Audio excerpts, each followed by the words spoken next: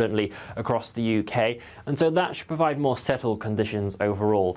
Again, I can't rule out the odd shower just propping up at times during the day, but there should be a decent amount of fine and dry weather around with some bright and sunny spells developing, and it will feel pleasantly warm in that sunshine as well with light winds.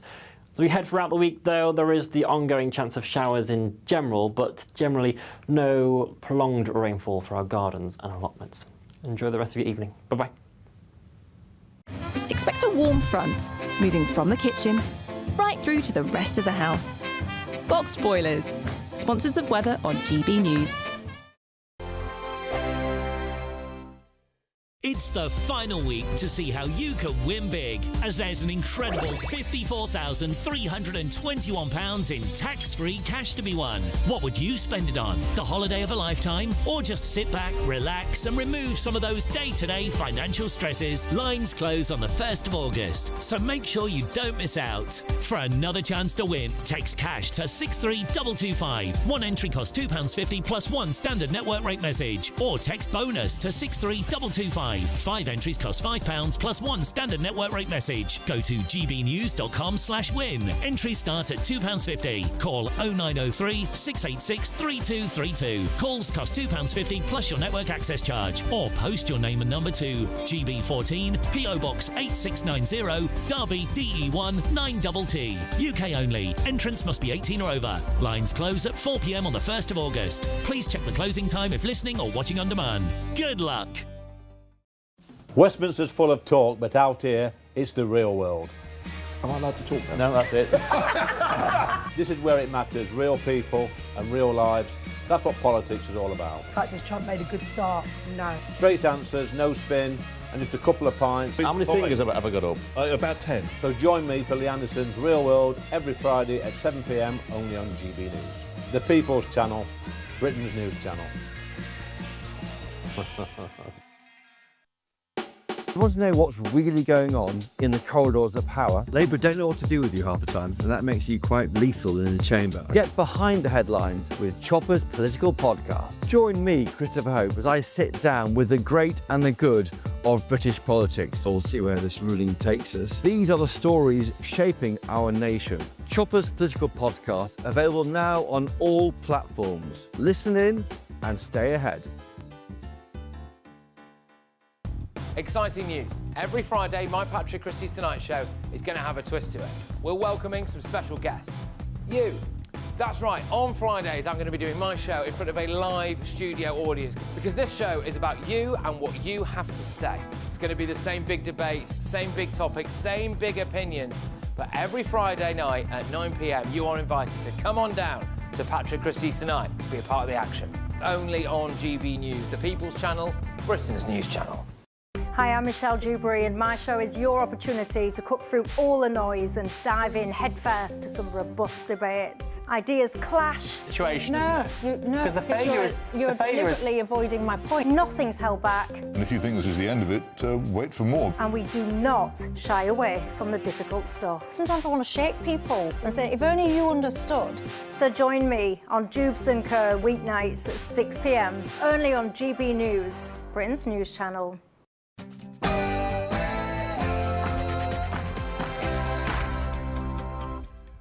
Hello, good evening. It's 9 p.m. I'm Ben Leo tonight. What were you just saying there? What did I say? What were you just saying there? You were talking about that this demonstration is supposed to be peaceful. Yeah. Was it not peaceful? Well, there was a chant of death, death to the RDF, which Police Scotland are looking into now. I was personally targeted. It got a bit tasty in Scotland by rabid Trump protesters up in Edinburgh today. I'll bring you that shocking footage, and it will shock you throughout tonight's show. And speaking of Donald Trump... On immigration, you better get your act together. You're not going to have Europe anymore. You got to get your act together.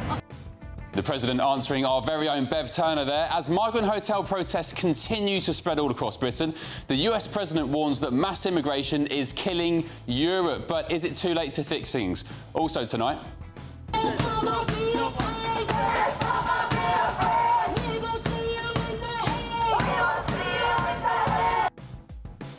Supporters of an independent pro-Gaza MP are allegedly terrorising their local community. Will Corbyn and Sultana's new party further embolden Britain's militant left.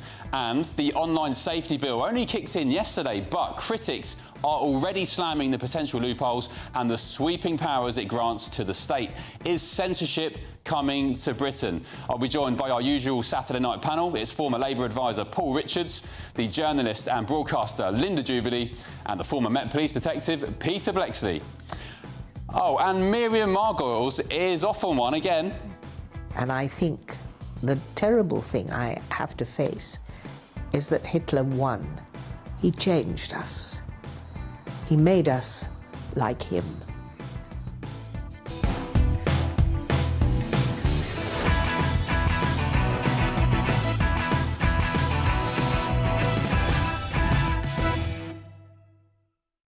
Hello, good evening to you. Welcome to Ben Leo Tonight. I had the pleasure of going to Edinburgh today for what I thought was an anti-Donald Trump protest, which actually turned out to be a Palestine, climate change, trans rights mega mix of left-wingers who turned out to be quite nasty. Here are some of the interesting placards on display from today. This one lady, who you'll see more of later in the show, was holding a sign calling Trump the C-word. Here's another one mentioning Trump's Scottish mother. Another called him Putin's useful idiot. One said he was a dictator, obviously. Another sign saying free Gaza. And this one at the end, it says no fascist gas bag, whatever that means. There we go. And the day started off amicably with the C-word woman herself. I gently pushed back on her claims that Trump had wrecked America, and that's where it all started to go a bit wrong. And that country has sunk. It has lost its place in the world, because lots of will people not say regain it. Lots of people say their mojo's back. The stock market's at record highs. There's zero illegal immigration. No. Should we talk about illegal immigration, for example? He was voted in to stop the southern border situation last month. He's tanking our economy. And you know that inflation has never been higher. All his promises, he has. The stock market's at record highs. Well, that's not what I care about. Immigration, Who are GBNews. you with? Oh, of course. Of course, of course. No, I'm not talking to you. Oh, you don't want to talk? No, because oh, okay. How can you live with yourself as a human being? Oh, sorry, you don't need to shove You are evil. You are evil. Oh, I don't think and my kids, everything that GB. I don't think my mum would say that. No. Oh, what would the children in Palestine say? I don't know how you can all be like frogs in boiling water. Are you okay? That you. Right. No, I'm not okay. I think I'll leave you because I think not okay. You're getting a little bit aggressive. I'm not okay. I'm just here to have a chat with you. What does GBNews support? It supports hatred and grievance. Well, that's ironic because you're the one being quite hateful here. You're being aggressive. I'm not being hateful, but I am being very. Oh, okay. What have I done for me to say that? Because it's just how you're coming over. All right, I'm just asking questions. On the screen. What have I done particularly for me to say that? Well, can you give an example? It's your smirking. It's your smirking, eh? My smirking? Smirking, aye. Okay, what expression would you like me to pull? No.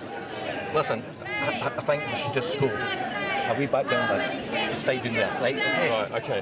Right. Thank you for your contribution. You're awesome. Appreciate it. That's very nice. I think you're a good guy, probably, deep down. Really? How do you sleep at night? Are you back here? I would like to know how you sleep at night. There was a swear word that sneaked through the gap there, so apologies if you were offended by that. Anyway, I moved away from that lady and spoke to other people at the event. This woman spoke about white people taking her rights away. Sorry, say that again. What's been taken from white people? No, not rights from white people. You're taking everyone's rights away but white people. Oh, right. Well, you're white. And I accept my privilege. But I'm still a marginalised person. What are they doing to take away everybody's rights apart from white people? Well, they're taking my rights away as a non-binary person. They don't accept that I exist. Who's they, sorry? The right wing. If that wasn't interesting enough, my new friend then found me again for another barrage, round 2, and it got a little bit weird when she started talking about my children being raped. Trump wouldn't bat an eye at raping your kids if you actually have them. And you're here in support of that. There's obviously his environmental concentration camps. in the USA in 2025. So the only life that matters to you is your own. People detained with no access No, to I care about yours. education, no access You to don't. healthcare. I do, I love you. One meal a day and it's bread full of maggots. I think you're a good person. We're seeing people snatched from the streets. We're seeing people Get your dick out of my face. Family. And how you think that ends well? Did you know history? I bet you haven't taken a history course in your life. Trans people, people of a different race. Have you? homeless people, Have you ever people taken a with history mental course? health problems, being Have locked you up ever taken a history with course? no access. Where have Any concept of history at all? Any attempts to meet What was your history Donald course? Trump is nothing short of appeasement. Later on, the crowd chanted "Death, death to the IDF," the same chant that got Glastonbury performers Bob Villan arrested.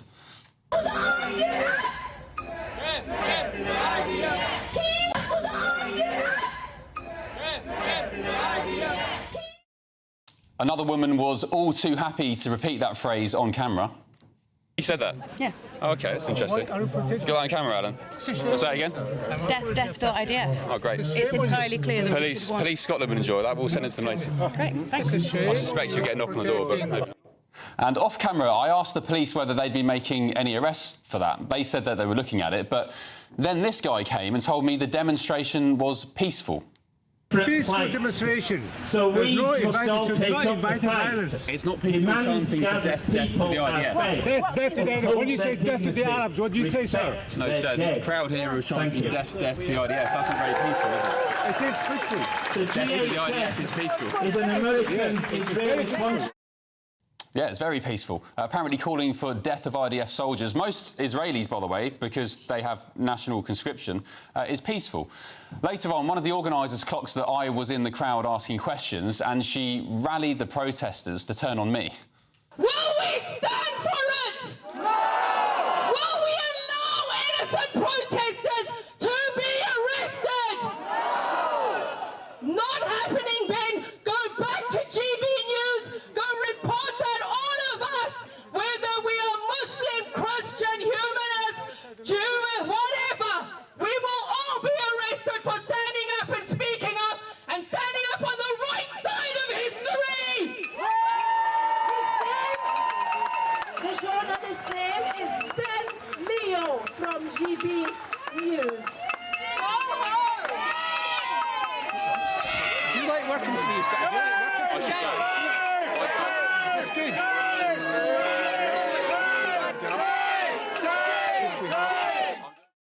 With the 1,000-strong crowd now getting a little bit too aggy for my liking, the crew and I went back home to leave to the airport to London, but not before one last skirmish with the locals. That seems to be it from me at this alleged Trump protest, which turned into a climate protest, a Palestine protest, a trans protest. Oh, there's some swearing going on in the background here. It's interesting, though, because they preach about tolerance and being kind and people being hateful, when the actual truth is, from my own experience, they project that very thing onto you. There's so much aggression, so much hate, as you'll see from the clips tonight. This guy here shouting in the background. There's no hate. It's love and peace for humanity and for the rights of Palestinian people. No hate whatsoever. Yeah. An objection, There we certainly, go. to the genocide. Yeah, okay. Absolutely. Thank you, appreciate it. Big difference. Alex, would you like a quick chat? Not really, not with the likes of you. Well, you're shouting. scum. You're shouting expletives in the background. Yes, I know. Well, no, they weren't really expletives. Well, you call Yeah, well, you are a bit of a. You know. Yeah. Oh, well, that's not. There we go. See, this is what I mean. They talk about. Do you know the reason why I say that? Right, is because you are a fascist, you are a racist, and that's all you can talk. You've come here for What have I said that's racist? No, sorry? you are. You're exploiting absolute. Well, let's have a chat. Let's have a conversation. No, you're talking. So what have I done that's racist? And also the censorship. So why do you do that? Why do you try and censor debate and open discussion? You know about that, Yeah, yeah, absolutely. Well, I'm here trying to have a conversation with you guys, but you're covering cameras. Have a conversation. So, where has he gone? What have I said that's racist? What were you just saying there? What did I say? What were you just saying there? You were talking about that this demonstration is supposed to be peaceful. Yeah. Was it not is. peaceful? Well, there was a chant of death, death to the IDF, which Police Scotland are looking into now. Somebody else was calling me. Somebody else said that I deserved to have I called smack. you. Yeah, well, that's not very peaceful, is it? No. Right, so you just contradicted yourself. No, but what's happening in Palestine is not really good either. OK, well, I'm joined now by one of the journalists covering the protests up in Edinburgh today. She was a friendly face amongst a crowd of hatred. Sophie Ellsworth, who is the Europe correspondent for News Corp Australia. Sophie, thank you for joining me. You were in the crowd, happened to be next to me doing your own work for News Corp Australia, Sky News Australia at the time. What did you make of the crowd generally, the atmosphere, and also the way they were treating some sects of the media? Look, great to be with you, Ben. As you said, I was there today, saw you there being attacked by these protesters. I thought it was meant to be a peaceful protest, but it turned pretty ugly there for several moments, and you've just shone the light on some of them. Some of the language used was pretty disgraceful. And then the chants, death, death to the IDF, that were repeated by one of the women who was speaking at the event. She was whipping up the crowd, and the crowd were repeating those shocking chants. Now, I too went to Police Scotland today and asked if there's been any arrests or any action over those chants, and there hasn't been, Ben. So make of that what you will. But I think the thing from today was that it was meant to be peaceful. The organisers said to me that it was peaceful, but those examples there show that it was pretty aggressive at times. And then when they singled you out, Ben, that could have turned very ugly very quickly. And thank goodness it didn't. So I think they do themselves a disservice when they're trying to have these protests. Yeah, do you think there's a level of hypocrisy there where these...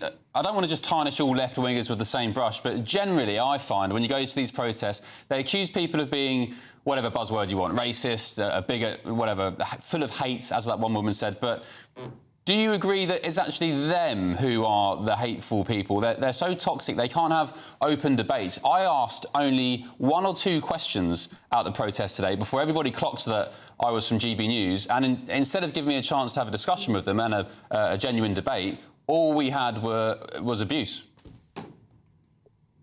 Well, Ben, really, they were just promoting GB News. They were all chanting GB News. I mean, it was just silly, really, for them to do that.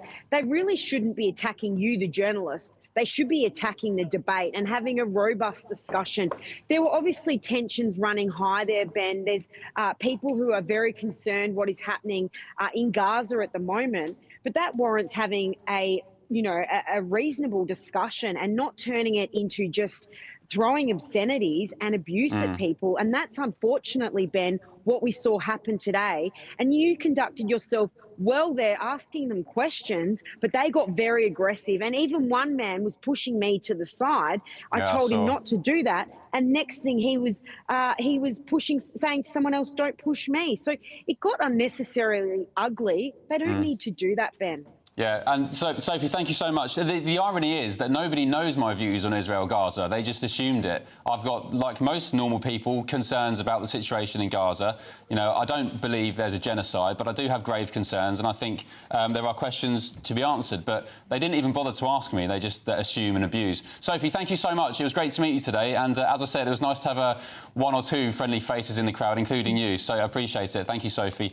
Sophie Ellsworth, the Europe correspondent for News Corp Australia and Sky News Australia. Right, let's get the thoughts of my panel. Former Labour Special Advisor Paul Richards, journalist and broadcaster Linda Jubilee, and the former Scotland Yard detective Peter Blexley. Hello, panel. Hi. Am I glad to be with you in the safety of the studio. Peter, let's start with you. What do you make of all that? Now, I know the weather in Scotland is, generally speaking, a bit cooler than it is down here, down south.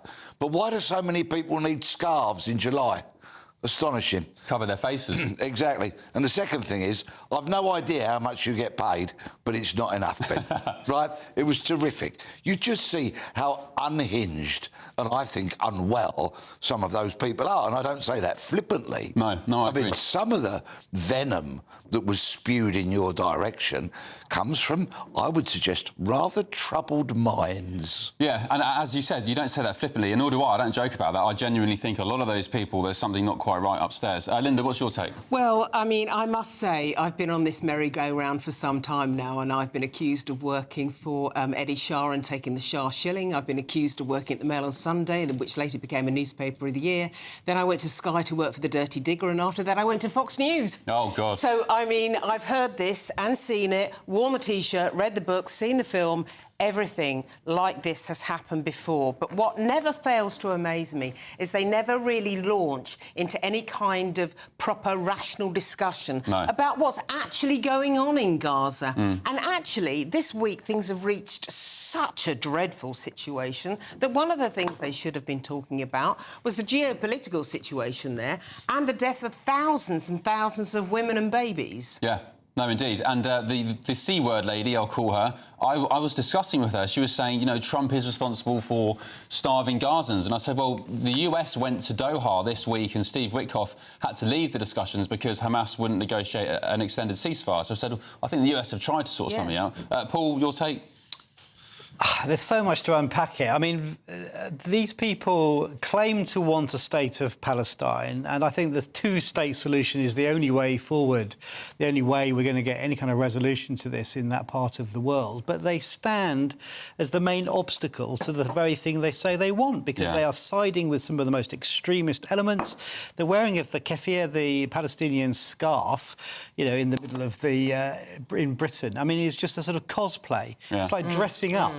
You know, and this was supposed to be about Donald Trump, wasn't it? I mean, well, exactly. And it turned into something Trump wasn't mentioned. I mean, I have a keffiyeh, by the way. It was presented to me by the leadership of the PLO in Ramallah, in the West Bank. And it's PLO, Palestinian Liberation Organisation. It sits in a drawer, and I don't get it out and wear it when I go down shopping in Eastbourne High Street. But there are people that dress up like this, and it's become a sort of lifestyle, you know, accoutrement that they wear as a sort of uniform. And it's...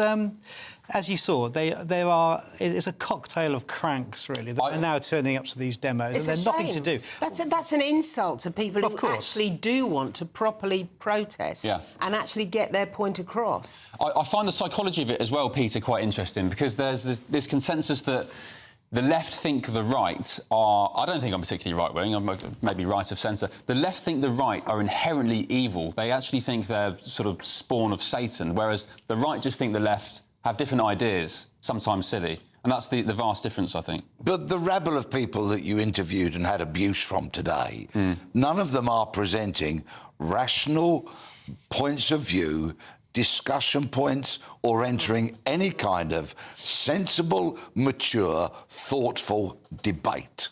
They are off their trolleys. But the irony is exactly as you described, that they genuinely believe they are the good guys. You talk about the side of history and all of this. They think they have the moral high ground, where they absolutely don't. It's just a tight echo chamber where they just reinforce these views all the time, and it's gone on week after week, month after month. I think it's very damaging, actually. It's in every... sorry to talk over you, but it's in every high street as well. It's in the town centres. It's not just flashpoints like this. It's been most town centres most weeks for 2 years. And just finally, on a serious note, there was a chance of death to the IDF, which Bob Villan performers at Glastonbury were arrested for. Sophie just said then that Police Scotland haven't made any arrests yet. Any thoughts on that? Should they be making arrests, Peter? I think we've seen a number of people detained as a result of the Glastonbury fiasco. I'm not sure yet that anybody has been charged in relation to that specific chant. I suspect it's probably sitting on the desk of somebody at the CPS who's scratching their head and deciding which way do we go from here. Great. OK, panel, thank you very much. And also, viewers, I'm seeing your messages on your say streaming in, dozens and dozens. Some of them are making me laugh, some I can't read, but thank you. I will try and get to them during the show. Right, let's move on. It's the final week to see how you can become our latest winner of the Great British Giveaway. £54,321 is up for grabs. It's tax-free and lines close on August the 1st. Here's all the details you need to win. It's the final week to see how you could win big. It's our biggest cash prize to date, an incredible £54,321 in tax-free cash has to be won. What would you do with that? With all of that cash, you could just chill out, treat yourself and indulge in the finer things in life, somewhere like here, Downhall Hotel and Spa. You really could win the cash giveaway of the summer. Lines close at 4 p.m. this Friday, so make sure you don't miss out. For another chance to win, text cash to 63225. One entry costs £2.50 plus one standard network rate message. Or text bonus to 63225. 5 entries cost £5 plus one standard network rate message. Go to gbnews.com/win. Entries start at £2.50. Call 0903 686 3232. Calls cost £2.50 plus your network access charge. Or post your name and number to GB14 PO Box 8690 Derby DE1 9TT. UK only. Entrance must be 18 or over. Lines close at 4 p.m. on the 1st of August. Please check the closing time if listening or watching on demand. Good luck. OK, good luck. A very quick question for you, Peter Blexley, from our viewers. They love your tie. What's it in tribute of? Thank you. I'm in support of the Lionesses, who are in the finals of the Euros tomorrow. Yeah. Come on, England. Tomorrow. And who are they playing? Spain? Yes. Yeah. All right, good luck, Lionesses. Love you. You always come with a great tie. Thank you. In a nod to something. We love it. Right, let's move on. Is Donald Trump right to say mass immigration is killing Europe? We'll debate that in 2 short minutes. Britain was once the envy of the world. But look around. A nation that no longer knows what it is or where it's going. A country that's broken. How do we fix Britain? How do we bring it back? Friday night with Matt Goodwin at 8 p.m. only on GB News. Westminster's full of talk, but out here, it's the real world. Am I allowed to talk then? No, that's it. This is where it matters. Real people and real lives. That's what politics is all about. The fact is Trump made a good start. No. Straight answers, no spin, and just a couple of pints. How many fingers have I got up? About 10. So join me for Lee Anderson's Real World every Friday at 7 p.m. only on GB News. The People's Channel, Britain's news channel. You want to know what's really going on in the corridors of power? Labour don't know what to do with you half the time, and that makes you quite lethal in the chamber. Get behind the headlines with Chopper's Political Podcast. Join me, Christopher Hope, as I sit down with the great and the good of British politics. We'll see where this ruling takes us. These are the stories shaping our nation. Chopper's Political Podcast, available now on all platforms. Listen in and stay ahead. At GB News, we love to hear from you, our loyal community. So drop us a line at gbnews.com/yoursay. There you can talk to each other and also to the presenters live on air. gbnews.com/yoursay, because GB News is your channel, Britain's news channel. At GB News, we are proud to stand for you, for the Britain you love, for the communities you live in. That's what makes us the fearless champions of Britain. Its voices and its values. Because we, at GB News, the People's Channel, Britain's news channel. It's Patrick Christie's Tonight, and here we do things differently. It's explaining the absolute madness of this, doesn't it? It's explosive. I mean, this is very good. It's lively. 850. Your government sat there, Sean, and it did nothing. It's controversial. And the Middle East has been in turmoil since before I was born. It's everything you need to kickstart your evening. Everyone's had their Weetabix tonight. I love to see it. That's Patrick Christie's Tonight, weeknights from 9 p.m. Only on GB News, the People's Channel, Britain's news channel. In the GB newsroom, we bring you the news as it happens. With our team of dedicated journalists across the UK, we're ready to keep you up to date with what's happening every half an hour, every single day. Bulletins here on GB News, the People's Channel, Britain's news channel.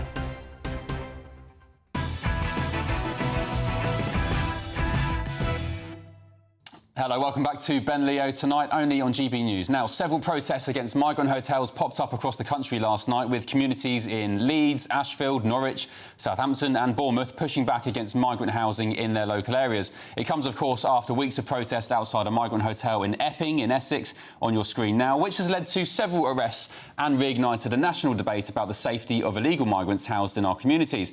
And it's not just Brits that are growing disillusioned with immigration policy, because US President Donald Trump told our very own Bev Turner in Scotland yesterday that it was killing Europe. On immigration, you better get your act together, or you're not going to have Europe anymore. You got to get your act together. Biden was a total stiff, and what he allowed to happen, but you're allowing it to happen to your countries. And you got to stop this horrible invasion that's happening to Europe. This immigration is killing Europe. All right, so what do you think? Is Donald Trump right that immigration is killing Europe? gbnews.com/your say. But to debate this now, we welcome the research director at the Centre for Migration Control, Rob Bates, and political commentator Fahima Mohammed. Good evening to you both. Thanks for your company. Rob, let's start with you. Is President Trump right? I think he's absolutely right. And I think, unfortunately, here in Britain, it is literally killing Brits. You look at cases such as Terence Carney and Thomas Roberts in recent years, and you realise both of whom were killed by asylum seekers, and you realise that the policy of allowing tens of thousands of undocumented men to be scattered around the country without any proper documentation, about whom we know little to nothing, and then putting them next to schools as well is a huge risk. I think we also need to recognise that it is not just, of course, the small boats. We have a large illegal migrant population already here in Britain, over 1 million, some estimates suggest, and of course the fact that we have an asylum system that is effectively out of control. We have a record number of asylum applications coming in that is costing us billions of pounds every single year. And I think the real damage that it is doing to Britain is it's damaging the social contract. I think these protests reveal that many people are looking at the current state of affairs, looking at how impotent our government's been and thinking we're really not being put first at this point. I think that's a really dangerous place to be in, where people are starting to feel like their government is actively working against them. Yeah, good points. Fahima, is President Trump right or is he wrong?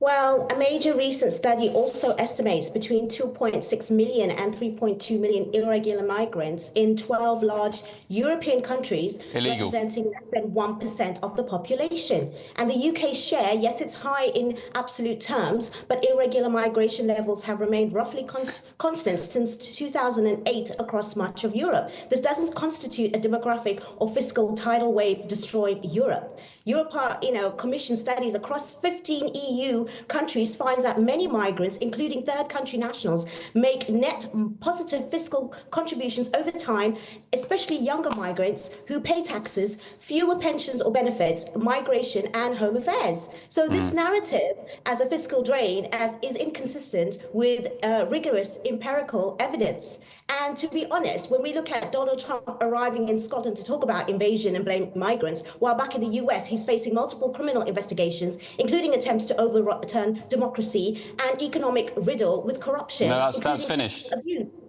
That's finished. Those cases, they're finished, Fahima. Can I ask you as well, also, for example, let me give you some stats about particularly about the safety of women and girls. There's MOJ data published by The Telegraph in recent weeks showing that Eritreans and Afghans are 20 times more likely to be convicted of sexual offences in Britain than British people. What do you make of that? Absolutely. And that study is over 3 years. And if you're an academic to understand that, you will see that it's 59 cases over 3 years for every 85,000 over Europe or 10,000 in the UK. So the way in which that statistics can be manipulated is very, very fun. At the end of the day, you don't believe them? 25% of Reform MPs convicted of domestic violence, and Reforms are convicted criminals, and data is fun. You can have it however you want, and if you're an academic and understand how to manipulate these things and understand the real statistics, then you'll realize that migrants didn't cause housing crisis, they didn't cause the crash in the economy or hold down wages. These problems come from decades of political decision, deregulated house markets, wage suppression, weak unions, austerity, and cuts to public services. OK, Rob, your take on that? I mean, there's a lot to unpick there. Should we focus on housing, pressure on housing? Well, yeah, let's start with housing. I mean, I'm not quite sure where to begin there. Let's go with housing. You look at the situation. Let's take Sandwell, for instance, which has seen a very large number of illegal immigrants put up in dispersal accommodation, about 1,300 of them. The waiting list there for an individual, there's about 17,000 of them on the waiting list for social housing. The waiting time there is about a decade for an individual, a British-born, a British national, to receive social housing. And yet these individuals that have come across on the channel illegally have shown very scant regard for British law and order, have been put up in this accommodation. If we then also go to the fact that you're talking about migrants making a positive fiscal contribution, well, illegal migrants aren't. That's just a statement of fact. They can't work, so they can't pay taxes. And those that are working illegally.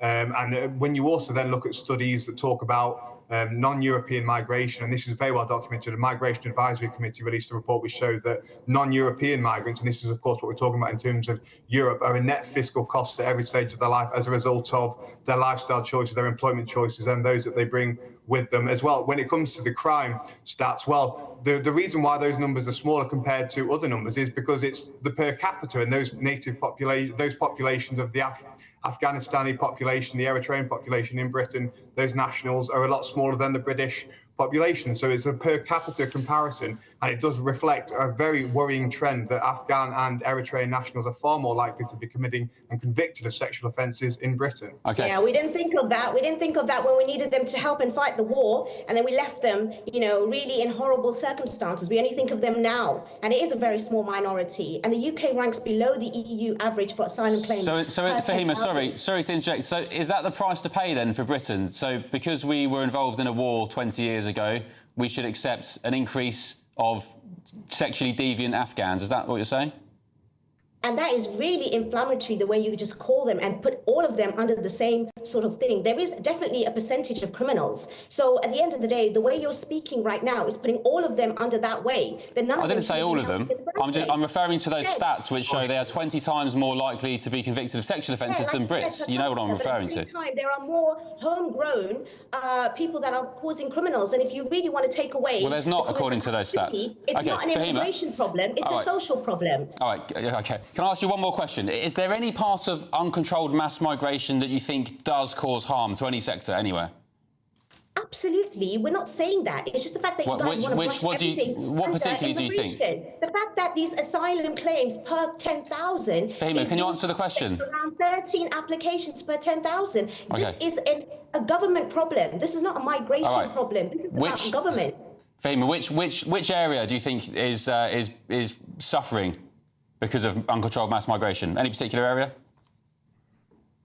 I think the area that's suffering is the people that are just causing incitement and deflecting and blaming the things that are really the root cause. That Fahima, it's a really simple... I'm not trying to give you a gotcha here. Fahima, I'm not trying to give you a gotcha. I'm asking you a genuine question because obviously you're very pro-migration, but I'm saying it's an honest question. I'm not pro-migration. I'm just trying to be fair. Can I just finish my question? Is there any part of uncontrolled mass migration that worries you or concerns you?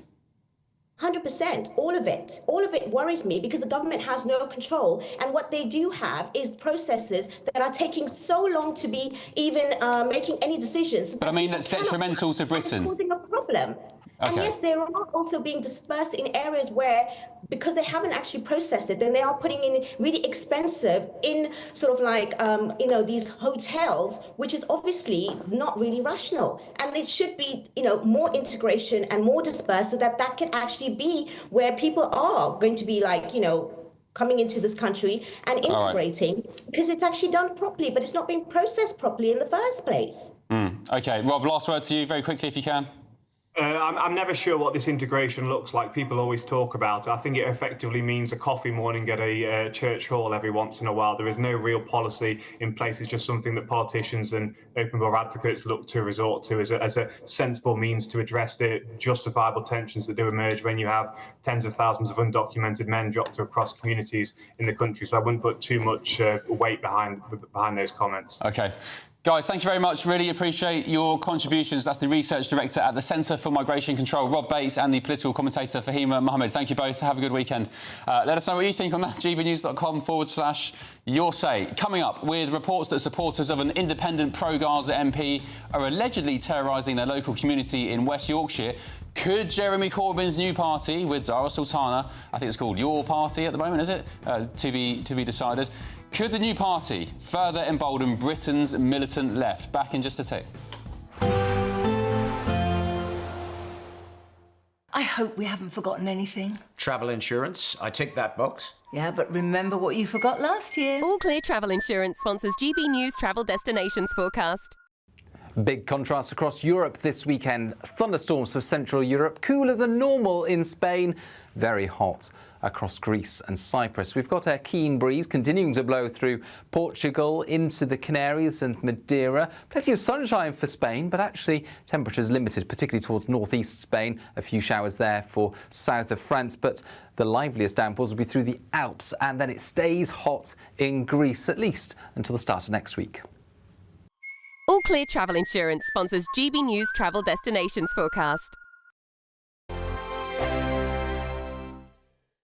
Hello there, a very good evening to you. This is your GB News weather update provided by the Met Office. A lucky few of us did manage to see the sunshine breaking through during today, and even as we head into this evening, today's cloud is gradually pushing eastwards, and so any lingering showers across southeast England will ease off as we head into the night. We are though going to see further rain pushing into western Scotland and parts of Northern Ireland during the early hours of Sunday morning. It will be a mild night for many of us though, temperatures in towns and cities comfortably holding up in double digits. A few rural spots may drop into single figures, particularly across England and Wales where there are some clearer skies around. It is though going to be a wet and breezy start to this second half of the weekend for western Scotland. The rain could be locally heavy and persistent for a time. It will move eastwards throughout the day, breaking up into showers with the odd rumble of thunder possible. A scattering of showers also developing for Northern Ireland, and I can't rule out some showers as well across England and Wales. Here though, there will be more drier interludes in between those showers to try and make the most of, but the cloud will be building, and so generally even if you manage to avoid the rain, there will be quite a lot of grey skies around in general.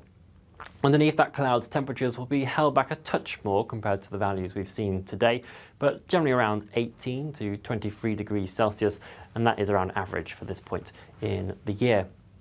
As we move into Monday, an area of high pressure is going to build its way in from the Atlantic a bit more confidently across the UK, and so that should provide more settled conditions overall. Again, I can't rule out the odd shower, just propping up at times during the day, but there should be a decent amount of fine and dry weather around with some bright and sunny spells developing, and it will feel pleasantly warm in that sunshine as well with light winds. As we head throughout the week though, there is the ongoing chance of showers in general, but generally no prolonged rainfall for our gardens and allotments. Enjoy the rest of your evening. Bye-bye. This is Britain's Newsroom, where your voice matters. It's just astonishing. With expert analysis and honest opinion, we don't just keep you informed. We bring you unique perspectives you won't see anywhere else. Can't argue with any of that. When the news happens, it happens here. On Britain's Newsroom, weekdays from 9:30 a.m. Only on GB News. Westminster, the ultimate clique. And you're fighting like rats in a sack. But here on the Camilla Tominey Show, we ask the questions the establishment media is too scared to ask. OK, let me ask you a straight question, because I know you're a straight-talking politician. Whether it's net zero, illegal immigration or law and order, nothing is off limits. You had the power then. Yeah, as I and now you've lost it. That's the Camilla Tominey Show, a politics show that's fearless. But no, let me finish my question if you don't mind, because it is my show. Sundays at 9:30, only on GB News, the People's Channel, Britain's news channel.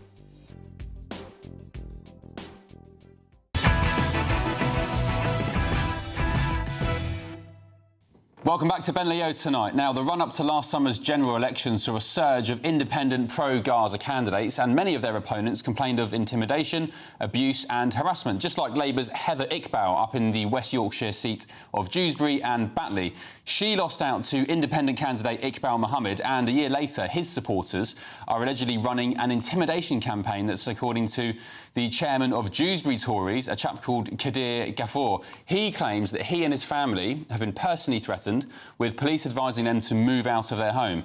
He told The Telegraph, things have got worse and worse since the general election in the local community. There are people affected by arson, there are cars being burned, people being beaten up and their lives threatened. And another local resident said, I came here as a child from Pakistan. I've been here 65 years. I was 100% certain that I would be safer here than anywhere else. Now, though, I have no faith that I will be. It's like a third world country. And with Jeremy Corbyn and Zara Sultana launching their new party, which some have nicknamed Jezbollah, these independent MPs could, well, find a new political home. Well, let's get the thoughts of my panel now. The giggling Paul Richards, the former Labour Special Advisor, journalist and broadcaster Linda Jubilee, and the former Scotland Yard detective Peter Bleksley. That tickled you, Paul? It did rather, but it does speak to a larger truth, which is, you know, who is this new party going to get into bed with and what their views really are. But anyway, we'll discuss that in a second, I'm sure. As the Labour man on the panel, do you feel threatened about the polling from Jeremy Corbyn's new party? They seem to be splitting the Labour vote. Well, I think the churn will mostly come from the Greens, actually. So a lot of people who left the Labour Party because they didn't like the direction of travel, which was into government, obviously, went to the Greens, and now the Greens are going to have a hemorrhage of their voters and supporters to this new party without a name.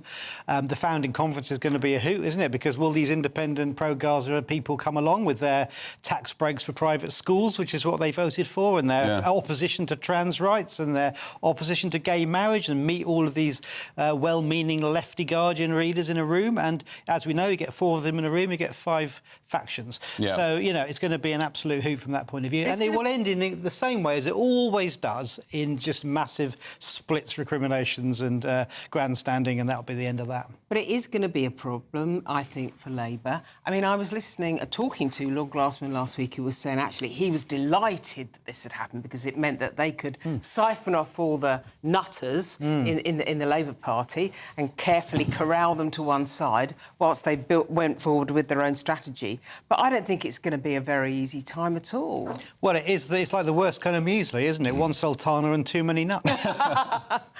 Peter, your take. Actually, before I come to you, I will say, at the protest today in Edinburgh, the apparent anti-Trump protest, so it's been a long day, which turned out to be a climate protest, Gaza protest, whatever. There was a point at one time in the speeches, the woman on the big microphone, saying, who's going to be joining Jeremy Corbyn's new party? The entire crowd, every single person there was cheering, saying they were going to join the party. Yeah, I find no humour in any of this, contrary to my fellow panellists. We're heading down the road, the very dangerous road, of faith-based politics. And if anybody wants to know where that can take you, you only have to look at Northern Ireland before the Good Friday Agreement and see what happens when such division is created around faith. That is where the UK is heading, sadly. It grieves me to say it, but we are. And we are going to have such huge discontent, disquiet, and quite possibly a lot worse on the streets of Britain based around faith-based conflict. So how do we get out of it? How do we reverse it? Well, we need a government that's actually going to show that it stands on the sides of British people, whatever their background, people that buy into British values, people that treasure British life, and they do that by stopping illegal immigration. And they also do it by controlling migration into this country so that they can show that they respect the core principles, values and population of this country, and they don't want to see it overrun and changed beyond comparison by floods of people coming into this country who quite simply don't act, walk, talk, think or behave like us. I'm quite interested in this, though, because I may well agree with a lot of what you're saying, and certainly the narrative chimes, but how do you think we can actually, in practical terms, make a difference to legal migration, which is by far the bigger number? Well, the Tories started it by dispensing with the rights for dependents to be brought in, by student visas, for example. We need whole rafts more than that to stop these people that come into the country and are only ever a drain on our resources, and much more. OK, in a statement, the local independent MP Iqbal Mohammed responded to those claims. He said it was a clean grassroots campaign that focused on the issues faced by my constituents in Dewsbury and Batley, our country and the Conservative and Labour Party support for the genocide in Palestine. Unlike previous election campaigns and dirty tricks by mainstream parties, my approach was to be humble, polite and professional at all times, and to spend all our time, energy and resources listening to and connecting with residents. I did not speak about or post about any other candidates during my campaign, and I did not encourage, employ or condone any aggressive, intimidatory, abusive or disrespectful behaviour. There we go, got there in the end. Coming up, the online safety bill kicked in yesterday with the intention of blocking sensitive content for under 18s, i.e. porn, but the sweeping powers it gives the state are already facing criticism. One of those critics joins me next. This is Ben Leo Tonight, only on GB News. Welcome back to Britain's Newsroom with Andrew and Beth. Hello everyone, Patrick Christie is here. I'm Michelle Duke, Britain's News Channel. Access the stories that matter to you. Take the GB News family with you on any device. And as long as you have an internet connection, tune in to GB News anywhere on the planet or beyond. GB News, the People's Channel, Britain's News Channel. Westminster's full of talk, but out here, it's the real world. Am I allowed to talk No, now? that's it. This is where it matters, real people and real lives. That's what politics is all about. In fact, has Trump made a good start? No. Straight answers, no spin, and just a couple of pints. How many fingers have I got up? About 10. So join me for Lee Anderson's Real World every Friday at 7 p.m. only on GB News. The People's Channel, Britain's news channel. You want to know what's really going on in the corridors of power? Labour don't know what to do with you half the time, and that makes you quite lethal in the chamber. Get behind the headlines with Chopper's Political Podcast. Join me, Christopher Hope, as I sit down with the great and the good of British politics. We'll see where this ruling takes us. These are the stories shaping our nation. Chopper's Political Podcast, available now on all platforms. Listen in and stay ahead. Exciting news. Every Friday, my Patrick Christie's Tonight Show is going to have a twist to it. We're welcoming some special guests. You. That's right, on Fridays I'm going to be doing my show in front of a live studio audience because this show is about you and what you have to say. It's going to be the same big debates, same big topics, same big opinions.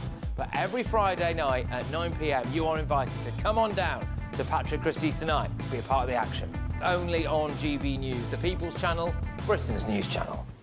Hi, I'm Michelle Dewberry, and my show is your opportunity to cut through all the noise and dive in headfirst to some robust debates. Ideas clash. Situation, isn't it? No, because the failure is you're deliberately avoiding my point. Nothing's held back, And if you think this is the end of it, wait for more. and we do not shy away from the difficult stuff. Sometimes I want to shake people and say, if only you understood. So join me on Jubes & Co. weeknights at 6 p.m, only on GB News, Britain's news channel. Good Afternoon Britain isn't just about us. The wonderful thing about this programme is it's about everyone watching. It's an interactive programme. Well, there absolutely is something to see here, and we're going to be talking about it more. Whether it's breaking royal news, please bring us up to date, or indeed a particularly punchy speech in the House of Commons. Very, very curious. We bring it to you live, and then we bring you live reaction as well. That's Good Afternoon Britain, weekdays from midday. Only on GB News, the People's Channel, Britain's news channel.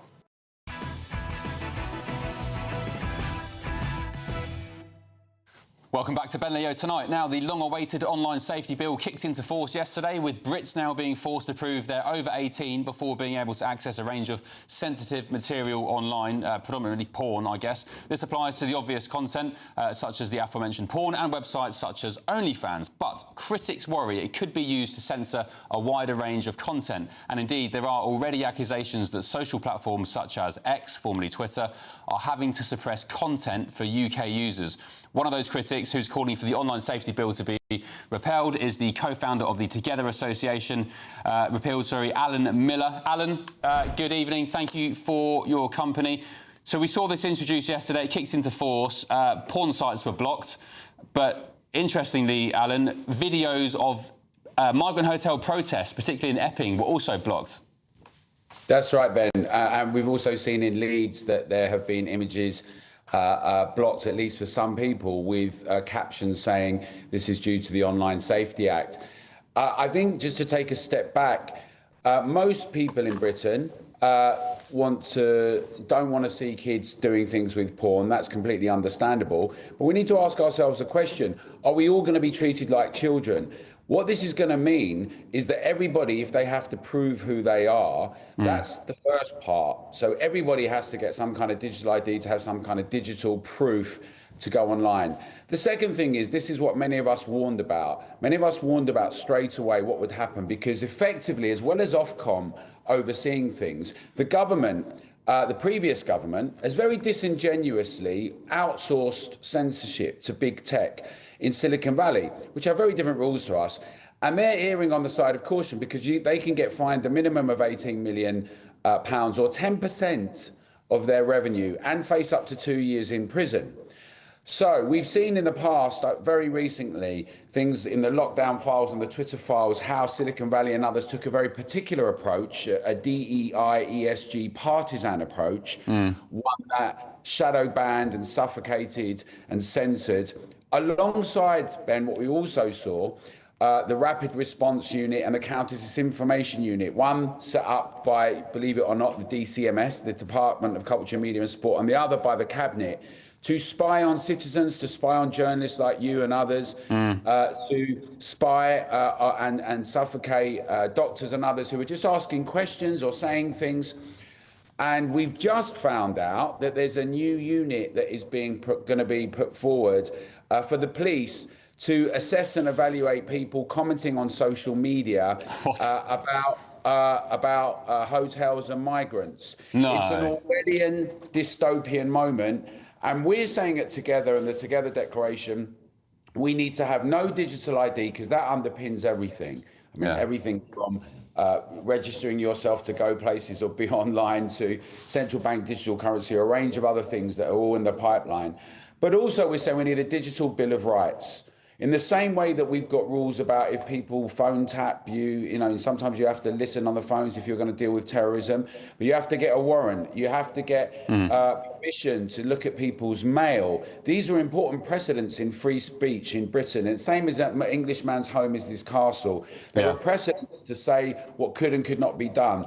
And we need to ring fence and defend our liberties, privacy and rights. So that's why we're calling for a digital bill of rights. And we're saying the Online Safety Act has to be repealed. There's already over 200,000 signatures just within less than 24 hours. And it is an enormous problem because once you have a situation where, on the one hand, people are fined and threatened for doing things, and big tech, which is effectively the public square now, start shutting things down. And we just recently had it together for a debate we did on assisted suicide, the assisted suicide bill. And, the irony is sometimes it might not even be malicious. It's an algorithm because they don't want people to harm themselves with suicide. So the very irony of getting cancelled and taken down off YouTube because you talk about not wanting to have an assisted suicide act. So we've got these things that are going on. And we, it's important in Britain, we stand on the shoulders of centuries, but also from our grandparents, who fought and died for our freedoms, and we are the custodians of them, and we cannot allow the technocrats that are we're seeing a lot of two-tier policing, a lot of two-tier judiciary being weaponised, people like Lucy Connolly in prison for a long time, other people who commit violence, being let off sometimes. We've got a situation where free speech is under enormous attack, and this is just making it worse, the Online Safety Act. Is what a lot of us... Yeah, sorry, mate, to interrupt. Just very quickly, you mentioned something, very interesting there about a new police unit being set up to scour comments about migrant hotels. What's that about? Yes. Yeah, so it's basically the way it's being presented is, since Southport, we have to be a bit more diligent and we don't want to get caught unawares. And so the idea is to have a new unit. You've already got the MPCC that oversees what's going on. You had Cobra and lockdowns. But this new unit will be specifically scouring social media. Now, Ben, we've seen that people have been arrested for doing things like posting about trans issues, what they're calling a non-crime hate incident. Hate crime, which could mean all sorts of things like saying a woman is a woman and other things. And now we're going to have a unit that's being put forward that will be looking. So if I say, well, I've got questions about the border controls or migrant questions, or if people should be staying in hotels or not, or if anyone says that, what does that mean? Then you're a suspect, then you're being pursued, then you've got the police swarming around you. In an age where you can't get the police to come to your house if there's a burglary. It's crazy. Yeah, crazy, so Alan. We're saying to people, we've got to stop this weaponisation of the internet and the digital world. Digital Bill of Rights, togetherdeclaration.org. I was about to say, where can people find out more? But togetherdeclaration.org, and you have conferences, you have meetings, you're well organised. Alan, thank you for your company. Sorry it's short and sweet, but really appreciate it. gbnews.com/your say on that. It's a massive, massive concern. Should the government be censoring protest videos of migrant hotels? I'd argue not. Don't forget, you can stay with us all day, not just on TV, but on your radio and smart speaker. To listen to us on your smart speaker, say, play GB News on TuneIn. The first of tomorrow's newspaper front pages coming up, including the Daily Mail. Ghislaine Maxwell quizzed about Prince Andrew by a top Trump lawyer. This is Ben Leo Tonight. Let's get your weather.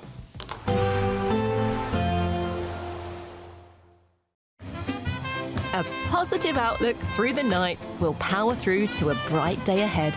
Boxed Home Battery Storage, sponsors of weather on GB News. Hello there, a very good evening to you. This is your GB News weather update provided by the Met Office. A lucky few of us did manage to see the sunshine breaking through during today, and even as we head into this evening, today's cloud is gradually pushing eastwards, and so any lingering showers across southeast England will ease off as we head into the night. We are though going to see further rain pushing into western Scotland and parts of Northern Ireland during the early hours of Sunday morning. It will be a mild night for many of us though, temperatures in towns and cities comfortably holding up in double digits. A few rural spots may drop into single figures, particularly across England and Wales where there are some clearer skies around. It is though going to be a wet and breezy start to this second half of the weekend for western Scotland. The rain could be locally heavy and persistent for a time. It will move eastwards throughout the day, breaking up into showers with the odd rumble of thunder possible. A scattering of showers also developing for Northern Ireland, and I can't rule out some showers as well across England and Wales. Here though there will be more drier interludes in between those showers to try and make the most of, but the cloud will be building, and so generally even if you manage to avoid the rain, there will be quite a lot of grey skies around in general.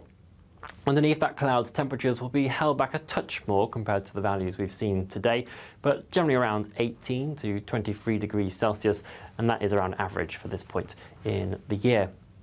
As we move into Monday, an area of high pressure is going to build its way in from the Atlantic a bit more confidently across the UK, and so that should provide more settled conditions overall.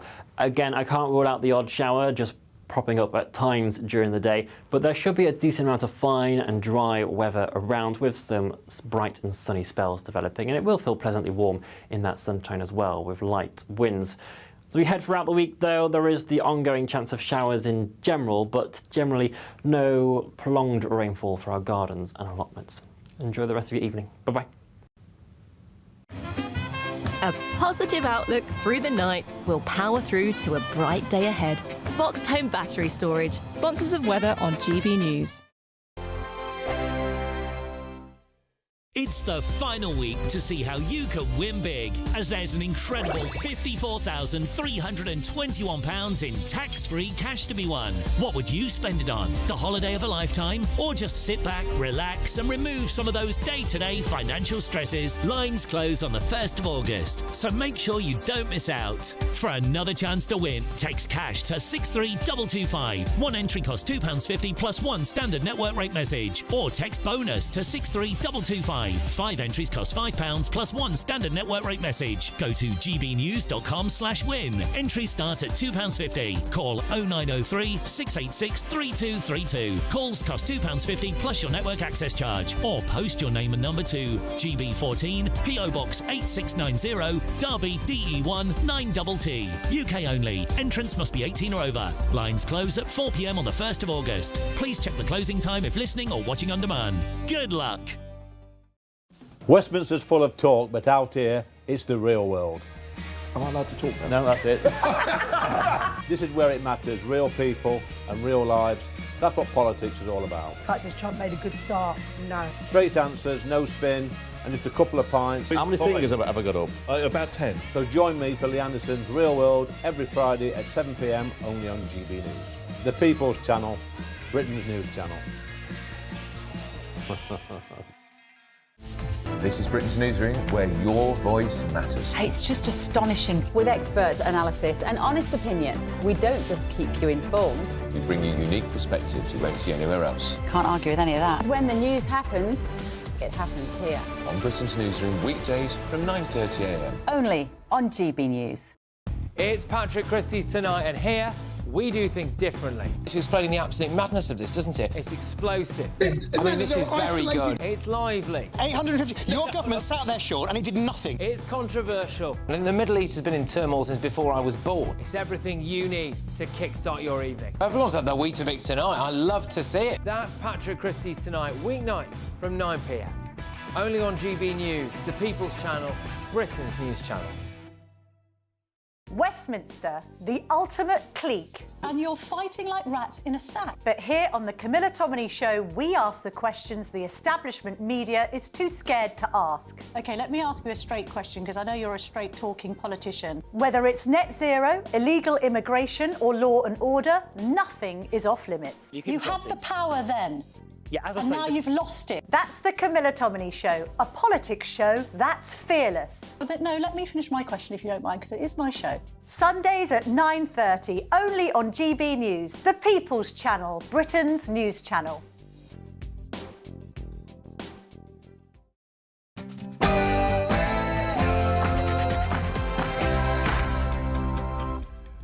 Hello, good evening. It's 10 o'clock. I'm Ben Leo, and breaking tonight, the Sunday Express leads with global crises sending Gen Z to church. Hallelujah. Senior Christian leaders can reveal that the younger generation is seeking something a little bit deeper in life. Elsewhere, the Mail front page has Ghislaine Maxwell quizzed about Prince Andrew by Donald Trump's top lawyer. She was grilled about the prince during a 9-hour meeting with US Deputy Attorney General. The Independent leads with free childcare plan at risk as Labour faces a funding black hole. Ministers have been warned that the childcare sector is at risk of collapse after a boom in demand for free care has left a major government scheme in financial peril. I'll also show you the amazing footage from my time in Edinburgh earlier today, where anti-Trump protesters seem to forget their be kind messaging almost immediately. Somebody else was calling me or somebody else said that I deserved to have a smack. I called you Yeah, well, that's not very useful, is it? No. Joining me on the panel this evening is the former Labour Special Advisor Paul Richards, former Scotland Yard Detective Peter Blexley, and the journalist and broadcaster Linda Jubilee. Oh, and Miriam Margoyles, yes, she's off on one again. And I think the terrible thing I have to face is that Hitler won. He changed us. He made us like him.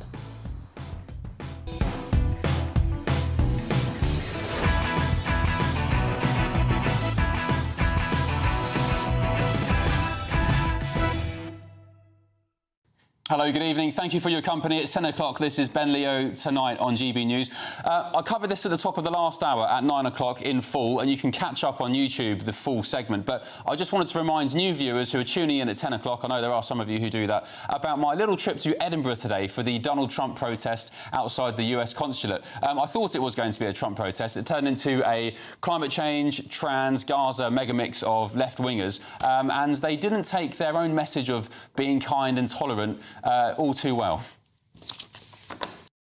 OK, that seems to be it from me at this alleged Trump protest, which turned into a climate protest, a Palestine protest, a trans protest. Oh, there's some swearing going on in the background here. It's interesting, though, because they preach about tolerance and being kind and people being hateful, when the actual truth is, from my own experience, they project that very thing onto you. There's so much aggression, so much hate, as you'll see from the clips tonight. This guy here shouting in the background. There's no hate. It's love and peace for humanity and for the rights of Palestinian people. No hate whatsoever. Yeah. An objection, certainly, to the genocide. Yeah, okay. Absolutely. Thank you. Appreciate it. Big difference. Hello, sir. Would you like a quick chat? Not really, not with the likes of you. Well, you're shouting. You're shouting expletives in the background. Yes, I know. Well, no, they weren't really expletives. Well, you call it. Yeah, well, you are a bit of a. You know. Yeah. Oh, well, that's not. There we go. See, this is what I mean. They talk about. Do you know the reason why I say that? Right? It's because you are a fascist, you are a racist, and that's all you can talk. You've come here. What have I said that's racist? No, you are. You're exploiting. Absolutely. Well, let's have a conversation. No, you're talking. So what have I done that's racist? And also the censorship. So why do you do that? Why do you try and censor debate and open discussion? You know about that, yeah, absolutely. Well, I'm here trying to have a conversation with you guys, but you're covering cameras. So, where has he gone? What have I said that's racist?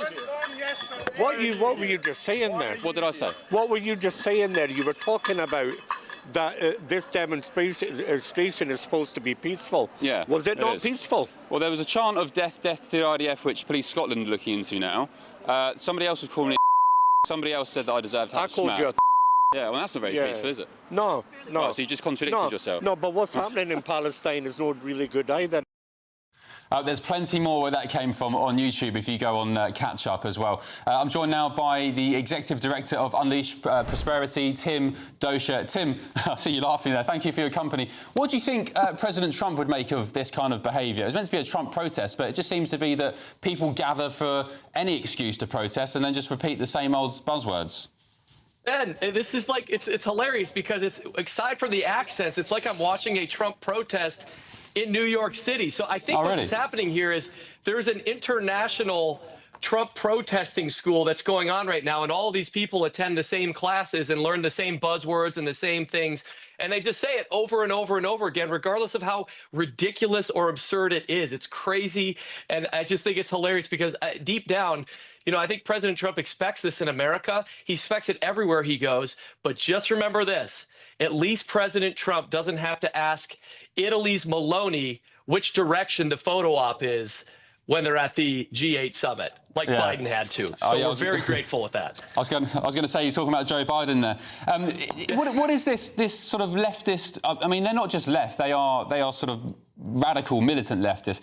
What do you make of their kind of psychology, where they view anybody who's right of centre as inherently evil? Viewers, if you haven't seen the top of the show from 9 o'clock, watch on YouTube, because there's one lady who looks me in the eye and says, "You are evil. How do you sleep at night?" I mean, I didn't really profess any views there. I was just asking about her views on Donald Trump. But she and many others think that right-wingers are literally spawn of Satan. What do you make of that kind of train of thought?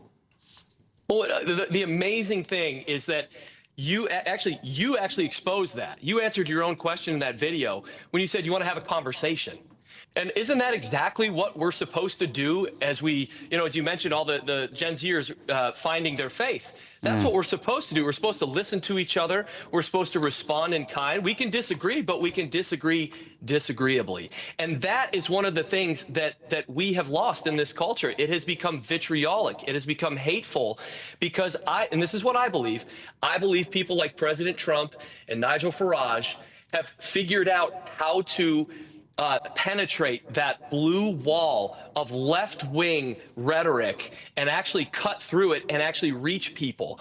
People like GBNews are cutting through it and they can't take it, so they just have to try and shut us down. Yeah, indeed. And even Nigel Farage in the UK, I think the Tories were accusing him of being left-wing with some policies the other day. So, yeah, it's a very interesting shift in narrative.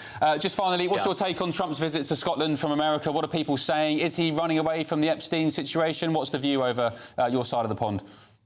Well, I think it's really well established that President Trump has very, very significant ties to Scotland. Every time you look at his desk in the Oval Office, you see his mother back in a photo, who is, of course, of Scottish, her roots are in Scotland. He has his golf courses there. So it's only natural that he would go to Scotland anytime. I mean, when you're the president, you can't run away from anything. You know, when you're on Air Force One, you're basically in the White House. So, I mean, when you're in London, you have protesters, you have the media asking questions about Epstein. So I don't think he's running from anything. I simply think that he's there, given what's happening with the trade deals, given what's happening with the EU, and all of the other stuff that we mentioned.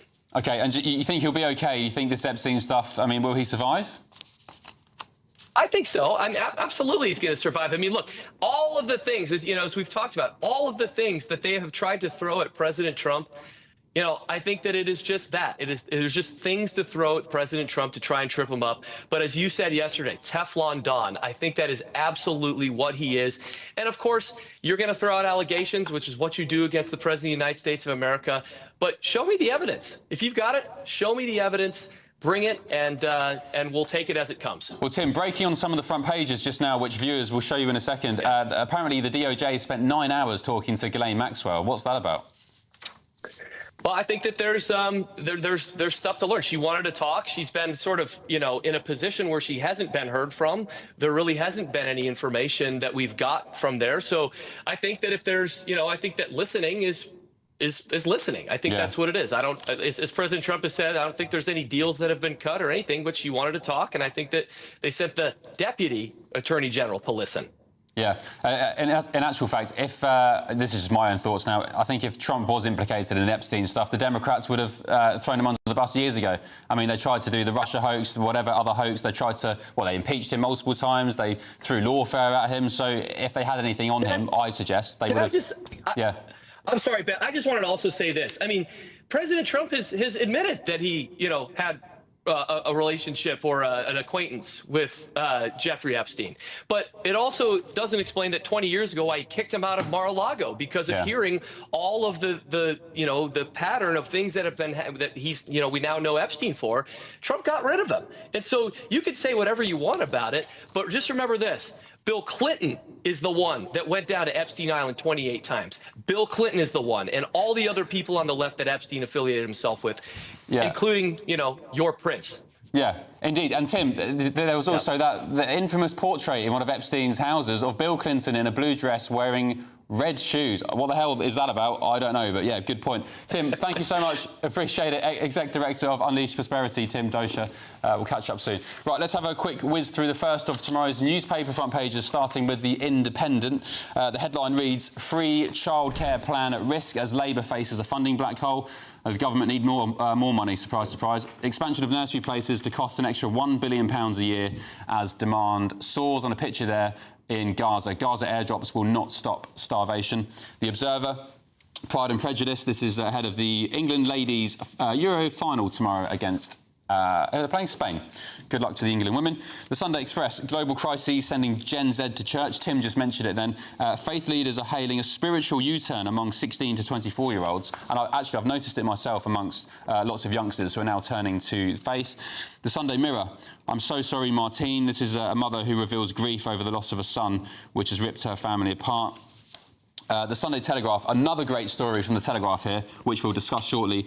And Alan from the Together Declaration mentioned it already. Police unit to monitor anger over migrants. This is insane. An elite team of police officers is set to monitor social media for anti-migrant sentiment amid fears of summer riots. The Mail on Sunday, as we just discussed with Tim, Ghislaine Maxwell quizzed about Prince Andrew by top Trump lawyer. 9 hours, apparently, the DOJ were with Ghislaine.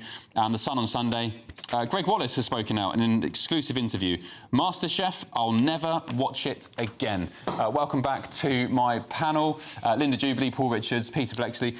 Shall we talk about Ghislaine Maxwell, panel? We're on the Trump topic at the moment. The Mail on Sunday, quizzed by the DOJ, Ghislaine Maxwell, for 9 hours. This comes off the back of the Epstein-Trump furore. Paul Richards, what's going on?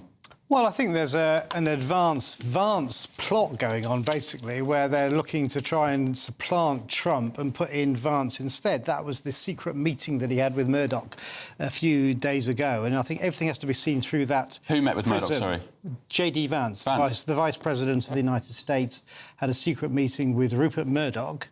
And well, if you know about it, it's not that secret. No, not secret anymore. And so you can see playing out now a classic political coup, whereby they get the Wall Street Journal is just the beginning of the mobilisation of the Murdoch press against Trump. Now, the counter to that is going to be the plea deal that Ghislaine Maxwell does, whereby she's going to name everybody under the sun, apart from Trump, in return for her pardon. I mean, that's what she's aiming at. I mean, if I respect that, it's quite informative. But if I sit here saying that, I'd be called a conspiracy theorist. It's not a conspiracy, it's just a coup. You think it's right? Yeah, I definitely think it's true. I mean, I don't know about the existence of an actual list, but I am certain she's in negotiations to try and get out early. Absolutely, that is what's. So, what do you think Trump's MAGA base would think of this? Well, I think they'll jump ship. I think what's going on is MAGA is splitting, and it will split 50-50 towards Vance, and the political power is shifting towards the Vice President, a much younger version of, the Trump ideal. And I think it's too soon to say that. Well, I think just final point, Ben, is that Trump's health is obviously failing, and the more we read about that, again, that's the classic out, isn't it, to say, well, the guy is not well enough to continue. I don't think it's obviously... In what sense is it obviously failing? He had the swollen ankles treated for a few weeks ago, but he was on the tarmac in Scotland yesterday morning. Bev Turner, GBNews' very own Bev Turner was there. He looked fine. But really, at his age, absolutely anything could go wrong. He's nearly 80. The one thing we never discussed, really, is the unrelenting ambition of J.D. Vance. Yeah. That is certainly a factor. Absolutely. I like Vance. He's very talented. Peter Blexley, what's your take? You're jumping ship already. There you go. No, I like both. What's your take on this? I mean, Ghislaine Maxwell, is she going to get a plea deal? As opposed to the conspiracy theories and all that being bounced around by my fellow panellists, I'll stick to a little bit of what we know is true, and this is born out of my experience. Be very, very careful about interviewing people in prison, especially when they want a reduction in their sentence. Yeah, we agree. Because they will tell you what they think you want to hear, as opposed to what is the unshakable truth. They must be very, very firm with her. They want only the unequivocal, provable truth and nothing else. But that's still not to say that she is not trying to do some kind of deal where she gets out early. Yeah, I know, but that's why you say to her, we just want the truth, the provable, unequivocal truth. Yep. None of your shenanigans. See through it. Don't be outmanoeuvred by somebody who's rotting in a prison cell. One thing we've not mentioned with this Mail on Sunday story is the Prince Andrew link. So the headline reads, Ghislaine quizzed about Andrew by top Trump lawyer. Ghislaine Maxwell was grilled about Prince Andrew during her 9-hour meeting with the US Deputy Attorney General. The 63-year-old, blah, blah, blah, answered all questions honestly and truthfully, and she was quizzed about Andrew and more than 100 different people connected with Jeffrey Epstein. Why would Andrew be mentioned again? Oh, I think they're bound to go over the same territory, but I think we've all done our dash. She's done her dash with Prince Andrew. I think everything connected with him is probably out there. It's the other 100 names that are interesting. Be very, very careful when you're dealing with people in prison who want to get out. I know we can be careful, but that still is a separate issue from the fact that she is trying to get out early. Okay. Now, she may be wide of the mark on some of these suggestions. ABC, accept nothing, believe no one, check everything. Yep, I'm sure they'll do just that. Should we look at it very quickly? The front page of the Sunday Telegraph. Taliban fighters are on mercy flights to Britain. Linda, you wanted to talk about this. So former Taliban fighters are living in the UK after being airlifted from Afghanistan on British mercy flights. That's according to reporting from the Telegraph. The jihadis were allegedly among thousands of people brought here for their own safety because they were on a leaked list of names of Afghans who had applied to come to the UK. So what I will say is, I've mentioned this before, that I did effectively 3 programmes to teach conversational English to people who are evacuated off the tarmac at Kabul.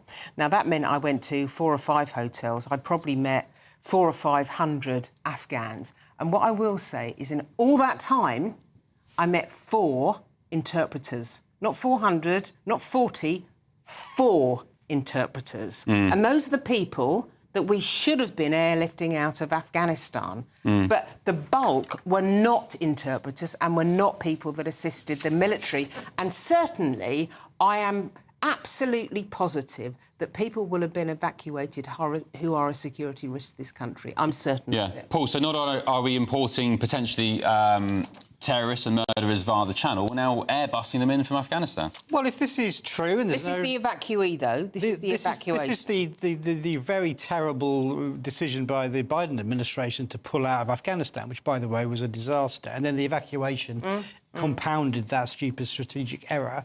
And it looks like, some of the Taliban got on board those aeroplanes. But if that's true and provable, and there's nothing to say that we shouldn't believe it in the Telegraph, then they need to be deported. Well, let's just remember the major strategic error was going into Afghanistan and being led into a stupid war in Iraq by your beloved Tony Blair. That's where all this nonsense derives from. What has happened here is that the Taliban had, unsurprisingly, infiltrated the machinery of government in Afghanistan, and so it was able to get people's names onto that list for evacuation. And guess what? As the Telegraph reveals, they've subsequently had other family members brought over here because they qualified under the criteria. Once again, shameful governments put all its own citizens at risk. Shame on the lot of them. Paul, do you have any comments about Blair and Afghanistan? I mean, any retrospective thoughts?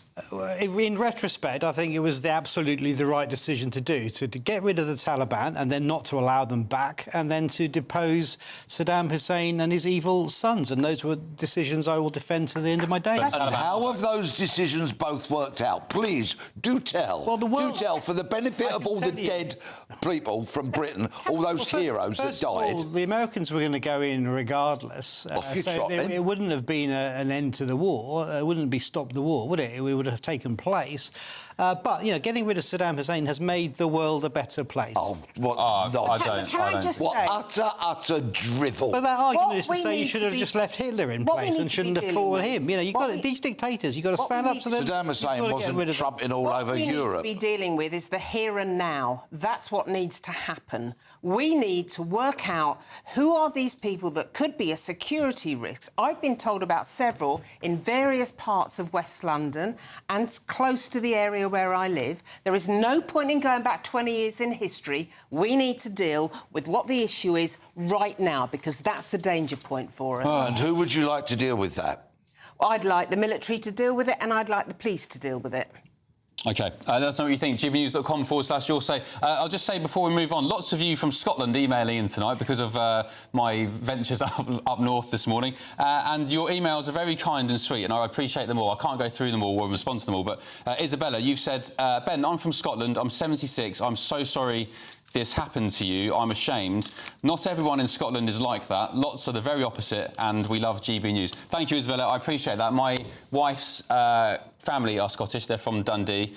She's up there at the moment, actually, with her granny. So I know how kind Scots are. I love Scotland as well. So, look, I don't take it personally. It just is what it is. But thank you for all your emails. I am clocking them.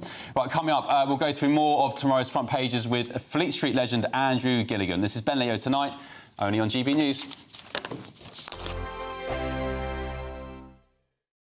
Westminster's full of talk, but out here, it's the real world. Am I allowed to talk No, now? that's it. This is where it matters, real people and real lives. That's what politics is all about. In fact, has Trump made a good start? No. Straight answers, no spin, and just a couple of pints. How many fingers have I got up? About 10. So join me for Lee Anderson's Real World every Friday at 7 p.m. only on GB News. The People's Channel, Britain's news channel.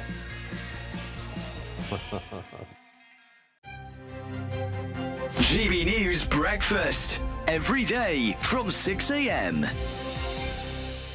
Bishopsthorpe Road, it's on the verges of York City Centre, and it was once crowned the best high street in Britain, but there is a new issue facing it, and that is? The cost of parking. It's increased by, wait for it, 500%. And they've done that overnight without consultation, right? Yeah. So it now costs £4.85 an hour, right? And what's that going to do? It's going to stop people visiting. It's going to drive people away. Anna, it's not easy to get around York, I have to say. You know, one road in, one road out type thing, congestion around the place. Yes, there's car parking spaces, but goodness me, I mean, this is obviously very, very controversial, and these are the sort of taxes, indirect taxes, that come on all of us. It's now going to cost us so much money just to get there, just to see there. Tell us more. That's right, Eamon, and the City of York Council have introduced this to try and reduce congestion, to try and get more people on buses. Extra things like this just mean that it's been unprepared, but also it just adds up, and it then stops you from doing other things. And then, you know, for people that haven't got enough money to eat and to, you know, to look after their kids and things, I think it's disgusting, to be honest. Thank you for speaking with us this morning, Karen. Really appreciate it. The council say that they are going to review these charges. They're going to look at them every 3, 6 and 9 months and start engaging with the local community to just see how fair these prices are. OK, Anna Riley. Where are you parked this morning, Anna? We're parked here, £22.50 it's cost us. GB News, the People's Channel. You want to know what's really going on in the corridors of power? Labour don't know what to do with you half the time, and that makes you quite lethal in the chamber. Get behind the headlines with Chopper's Political Podcast. Join me, Christopher Hope, as I sit down with the great and the good of British politics. We'll see where this ruling takes us. These are the stories shaping our nation. Chopper's Political Podcast, available now on all platforms. Listen in and stay ahead.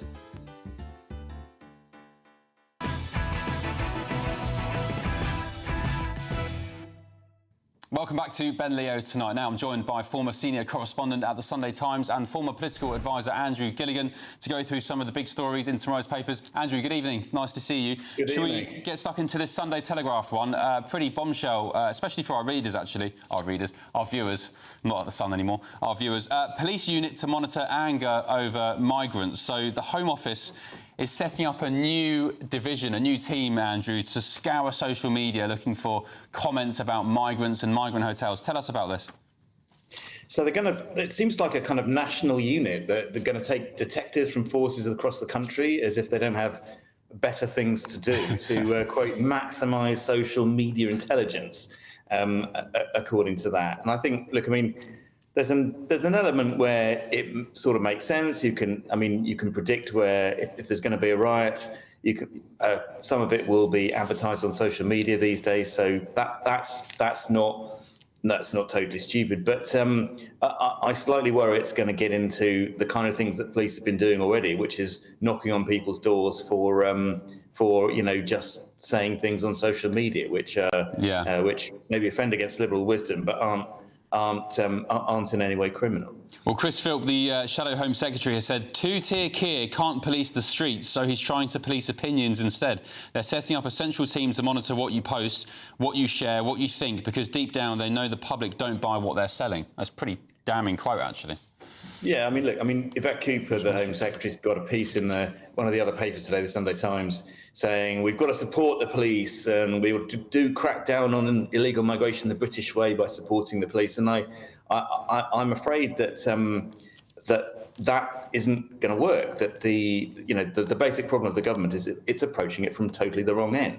That the approach of smashing the gangs, even if it was more than a slogan, which it probably isn't, the approach of smashing the gangs is tackling it from the wrong end. You need to tackle the demand side. You can't tackle it at the supply end. You tackle it at the demand end. You tackle the reasons why so many people want to come to Britain. So many people are prepared to pay the gangs to get them into a small boat. And the reason why is pretty simple, is that they know that if you get across the channel, or indeed if you get halfway, the British will pick you up, take you in a kind of taxi service to Dover, and then put you up in a hotel with 3 meals a day for 2 years, and then just let you work. That's a pretty good deal. And the only way they're going to stop the boats and stop illegal migration is if they change that deal. Is if they make it, they make the fate of migrants a bit more difficult when they get. Yeah. Cancel the land of milk and honey. As you said, you get picked up, you get taken to a hotel, you get Wi-Fi, 3 meals a day, NHS dentistry, a doctor, bus pass into town, an Aspen card you can go and gamble on, all sorts, so on and so on. You get to roam the streets in the community. It's just insane. Paul Richards, just talking about this new unit. You were shaking your head there in disagreement. Well, hi, Andrew. I mean, you alluded to this, which is that there is some sense in it, because the modern fascist, the modern neo-Nazi doesn't have a membership card and go to branch meetings above a pub like they used to do. They are incubating their hate online, and they're having real-world consequences of that hate online and marshalling their forces through social media. So, of course, the police have to be active in that space, because that's where the bad guys are. Surely. Well, like I said, I'm fine with that bit of it, if they're using it as an intelligence tool to preempt disorder, but I'm not fine with them going around and knocking on people's doors for social media posts saying immigration's too high, which is what they have been doing. But that's what this unit is for. It's to make sure that we can identify where these flashpoints are and stop the bad guys. I'm not sure it actually says that in the story, for sure. I don't think it says what the unit is for exactly. And I slightly worry that it's an easy hit for the police to go around and arrest somebody for a social media post. A bit harder than doing the actual work of policing the streets, keeping the place safe. Well, let's ask the former copper, Peter Blexley. Peter. The police, of course, need to gather intelligence. It's why they should have their ears close to the ground in their neighbourhoods and communities that they police. But, of course, they've reined back from that in recent times, and therefore it stands to reason that they should have units monitoring the internet for proper crimes, proper illegalities. And they do have that, but this unit is rather new. I must contend, however, that it's going to be an elite unit. It won't. It will be full of bone-idle, lazy so-and-sos who'd rather sit at a desk than get out on the mean streets nicking criminals. Oh, you going to reply to that, Andrew, or just, it's a pretty mock drop statement, wasn't it? I'm pretty much in agreement with that. Sorry, I was waiting for you to ask a question, but I think one of the problems of the police is they are rather out of touch with the public. And that's not always their fault, but you just don't see them around on the streets very much anymore. Very noticeable when you go somewhere like New York or another American city, you actually see loads of police on the streets. So they know what's happening on the streets. You don't see that in London. One last question on this, Linda, before we move on to the next Just one. very quickly, Andrew, I think that you just said that, you're not very confident, but, I mean, the evidence would point in another direction, wouldn't it? Because CEOPS, the Child Online and Exploitation Protection Squad that Sir Jim Gamble, not knighted yet, set up, has been incredibly effective at stopping some of the worst abuses against children. So my question to you is, maybe you should be a little bit more confident about the power of this unit? I think we're talking about different things there, aren't we? I mean, obviously a great deal of sexual exploitation of children takes place online, whereas in the end, what we're talking about here, what we want to stop here is actual physical danger, riots, disorder directed against other people.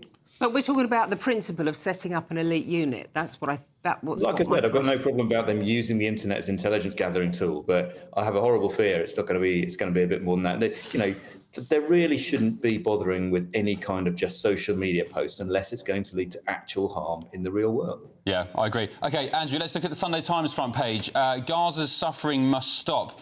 The Prime Minister is to tell President Trump. So Starmer will raise ceasefire talks tomorrow, that's Monday, and a poll shows rising support for Palestinians. The US in recent days did meet with Hamas alongside Egypt and Jordanian officials in Doha, but Steve Witkoff pulled out of those talks because he said Hamas wasn't being genuine and authentic with their desire for a ceasefire.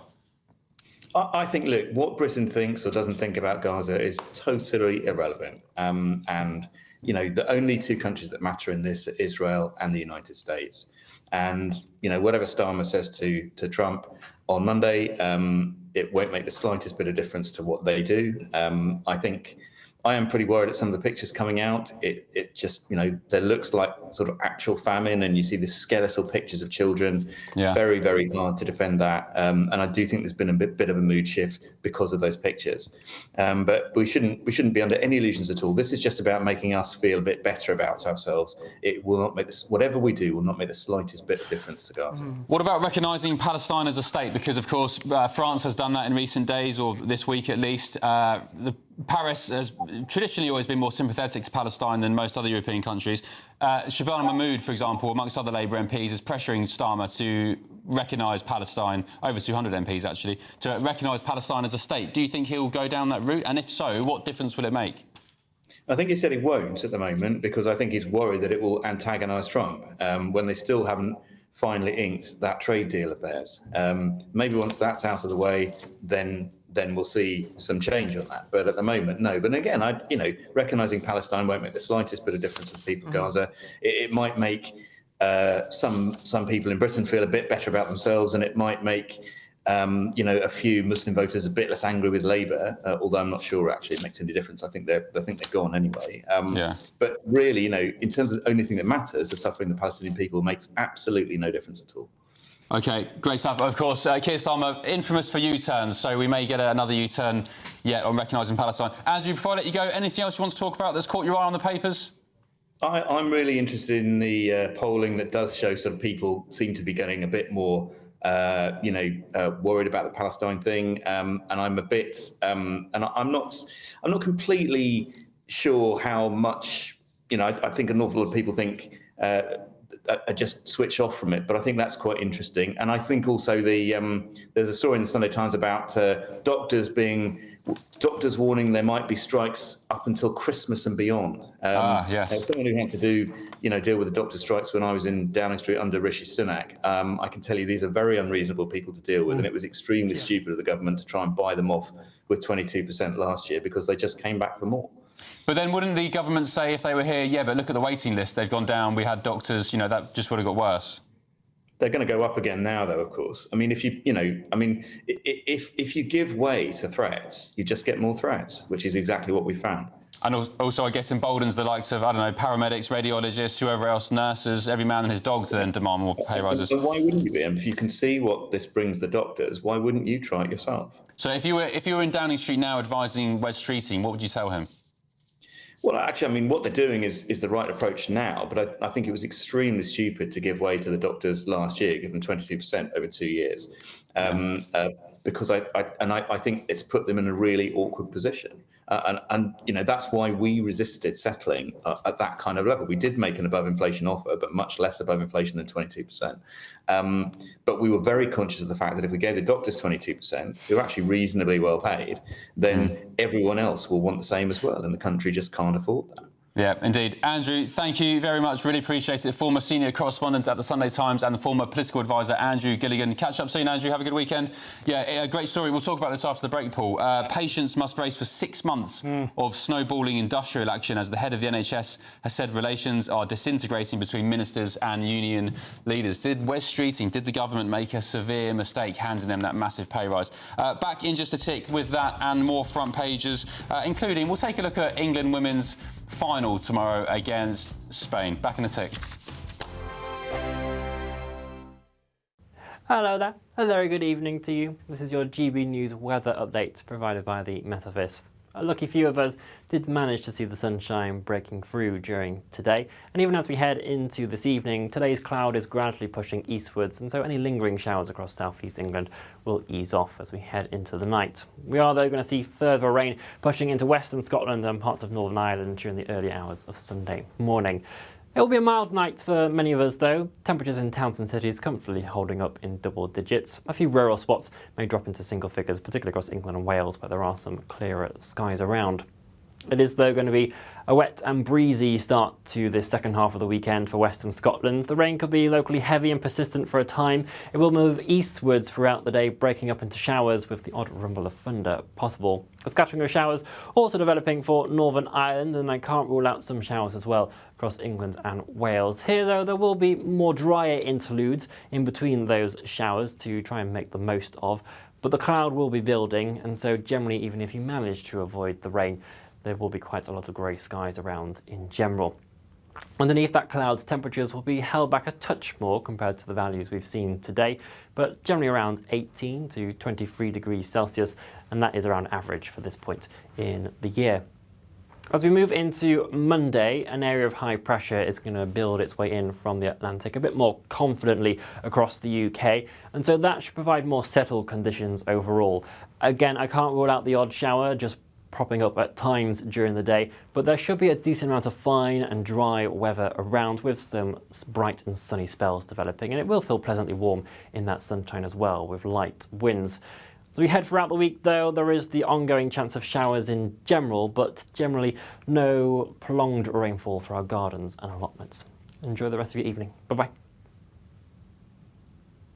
Exciting news. Every Friday, my Patrick Christie's Tonight Show is going to have a twist to it. We're welcoming some special guests. You. That's right, on Fridays I'm going to be doing my show in front of a live studio audience because this show is about you and what you have to say. It's going to be the same big debates, same big topics, same big opinions, but every Friday night at 9 p.m. you are invited to come on down to Patrick Christie's Tonight to be a part of the action. Only on GB News, the People's Channel, Britain's news channel. Hi, I'm Michelle Dewberry, and my show is your opportunity to cut through all the noise and dive in headfirst to some robust debates. Ideas clash. Situation, isn't it? Because the failure is... You're deliberately avoiding my point. Nothing's held back. And if you think this is the end of it, wait for more. And we do not shy away from the difficult stuff. Sometimes I want to shake people and say, if only you understood. So join me on Dubes & Co. weeknights at 6 p.m. only on GB News, Britain's news channel.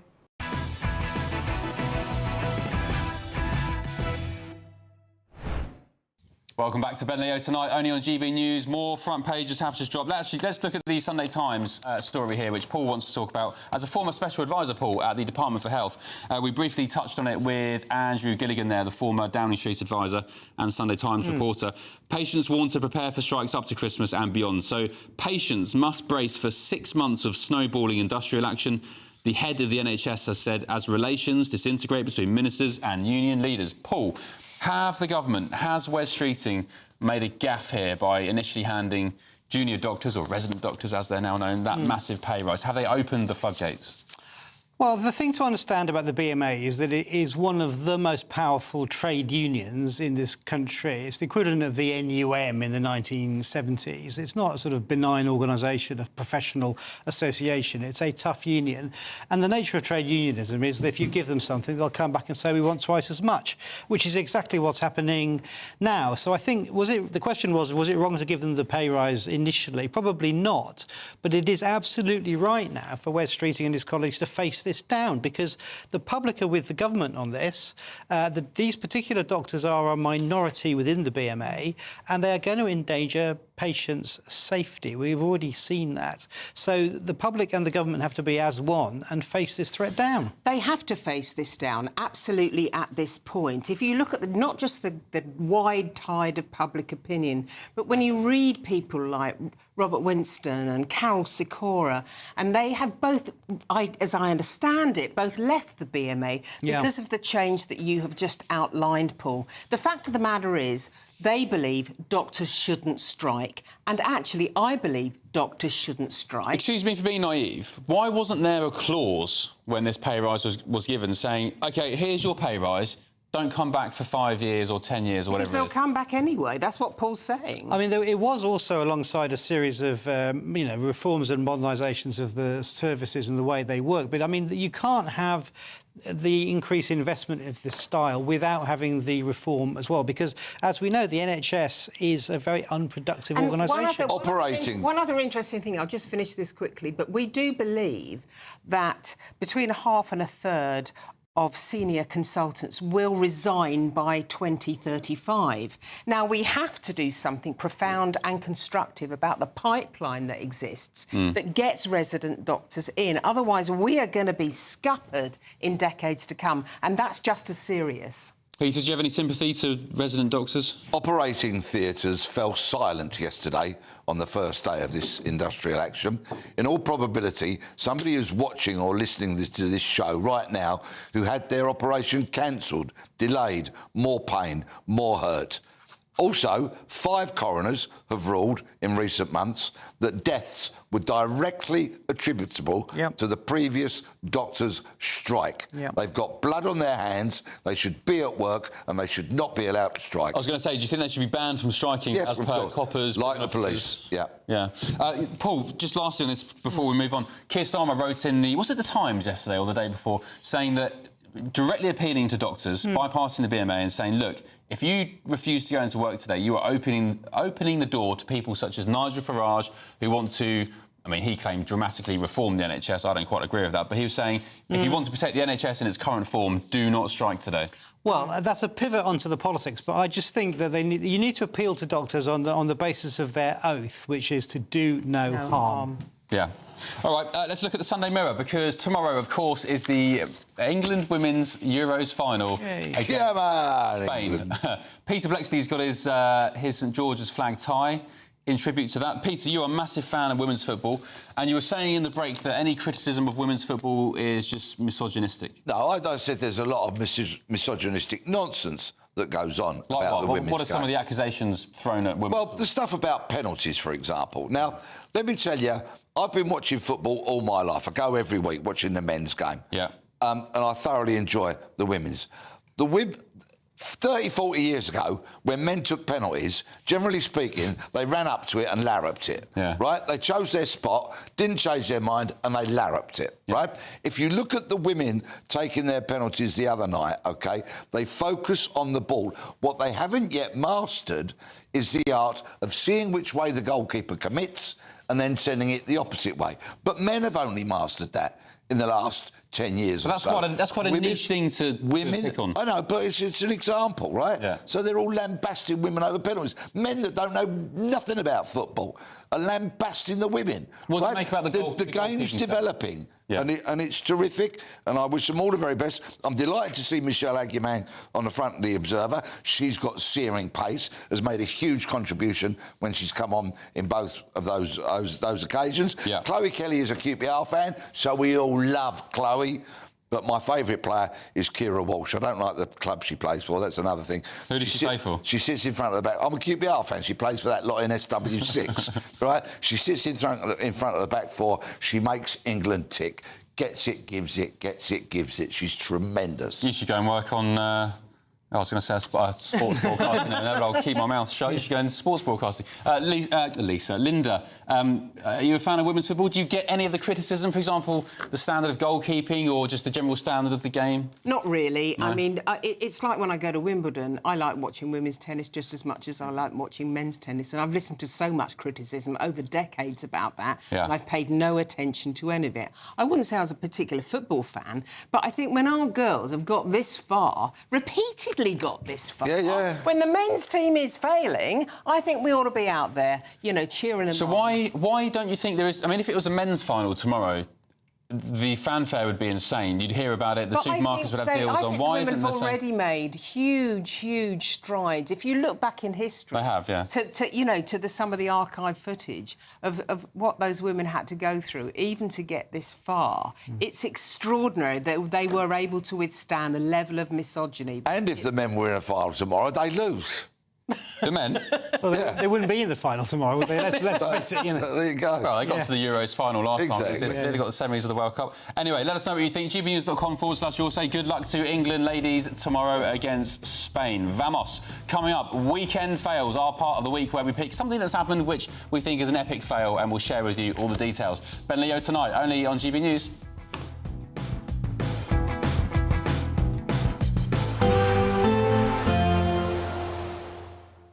I forecast a perfect holiday in the sun. Weather looking good then? For sure, and no worries about our travel insurance. All Clear Travel Insurance sponsors GB News Travel Destinations forecast. Big contrast across Europe this weekend. Thunderstorms for Central Europe, cooler than normal in Spain, very hot across Greece and Cyprus. We've got a keen breeze continuing to blow through Portugal into the Canaries and Madeira. Plenty of sunshine for Spain, but actually temperatures limited, particularly towards northeast Spain. A few showers there for south of France, but the liveliest downpours will be through the Alps, and then it stays hot in Greece, at least until the start of next week. All Clear Travel Insurance sponsors GB News Travel Destinations forecast. Britain was once the envy of the world, but look around. A nation that no longer knows what it is or where it's going. A country that's broken. How do we fix Britain? How do we bring it back? Friday night with Matt Goodwin at 8 p.m, only on GB News. GB News Breakfast, every day from 6 a.m. For working class families, what are the fundamentals that they are looking for? They're looking for good housing, they're looking for good schools, they're looking for good jobs that give them a fair day's wage for a fair day's graft, they're looking for a strong NHS, and they're looking for safe communities to live in. When you have all of those foundations in place, then it means that children, young people, they can flourish, they can do well alongside their parents and their grandparents. And I think if you look at what this Labour government has done, we're 10 months into a 5-year programme here, by the way, but in the first 10 months of this new Labour government, they have put major policy reforms in place across all 5 of those key foundations for working class families. And so I'm confident that we're starting to see some of it here in Basildon, where Basildon is starting to get better again. I'm confident that by the end of this Parliament, because of what the government is doing now, we will start to see some positive changes for working class families. OK, Christo, what do you make of it? I think that Bridget Phillipson makes a very fair point when she says that white working class families and those peoples are being left behind. But unfortunately, her actions as Education Secretary don't align with what I believe are these completely hollow words. So, for instance, we've seen white working class boys particularly, but now girls, falling behind in education for absolutely years. So why Bridget Phillipson would then bring in a policy that is seeing, by the latest figures, 13,000 private school pupils entering the state school system, why on earth she would bring in that kind of policy, whilst then having the audacity to say that she's worried about white working class pupils not doing so well, is beyond me. GB News, the People's Channel. Westminster, the ultimate clique. And you're fighting like rats in a sack. But here on the Camilla Tominey Show, we ask the questions the establishment media is too scared to ask. OK, let me ask you a straight question, because I know you're a straight-talking politician. Whether it's net zero, illegal immigration or law and order, nothing is off limits. You had the power then. Yeah, as I and say, now you've lost it. That's the Camilla Tominey Show, a politics show that's fearless. But no, let me finish my question if you don't mind, because it is my show. Sundays at 9:30, only on GB News, the People's Channel, Britain's news channel.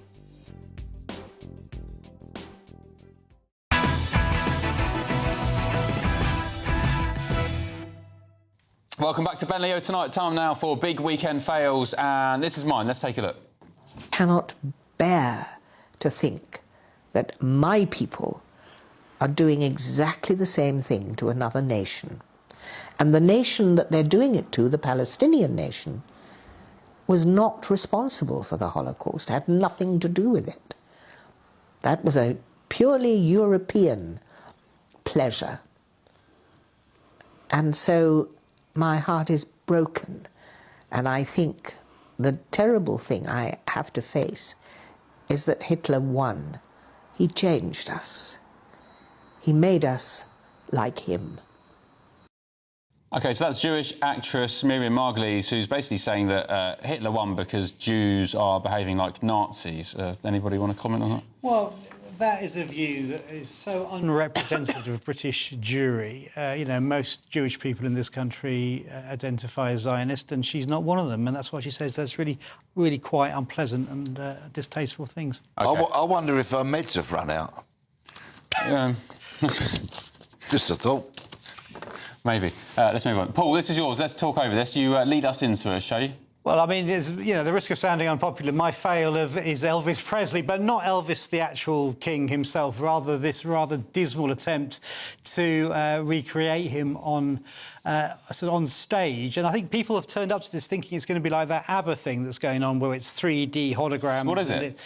Well, it's supposed to be, you know, Elvis on stage, and it turns out to be an absolute flop. It's old bits of video, some bits off YouTube, a cardboard cutout. You know, people are being charged a lot of money for this, and they are furious. Absolute disappointment. And it's been slammed in the... I think that was the Times there. It's been slammed in the papers. Oh, it's awful. Yeah. My friend Etra's got a ticket to come and see this. It was a Christmas present. Oh. And, you know, and it's an absolute disgrace. Tell her to watch Ben Leo tonight instead. Don't waste your time on that. Peter, this is yours. Let's take a look. No thought about keeping the groups further away from each other. It's well known that these groups will confront each other and generate that hostility, which then leads to sparks of violence that has played out. Is that a regret from your force that you didn't keep them further apart? It's not for me to comment and to try and criticise, or indeed to examine that operation.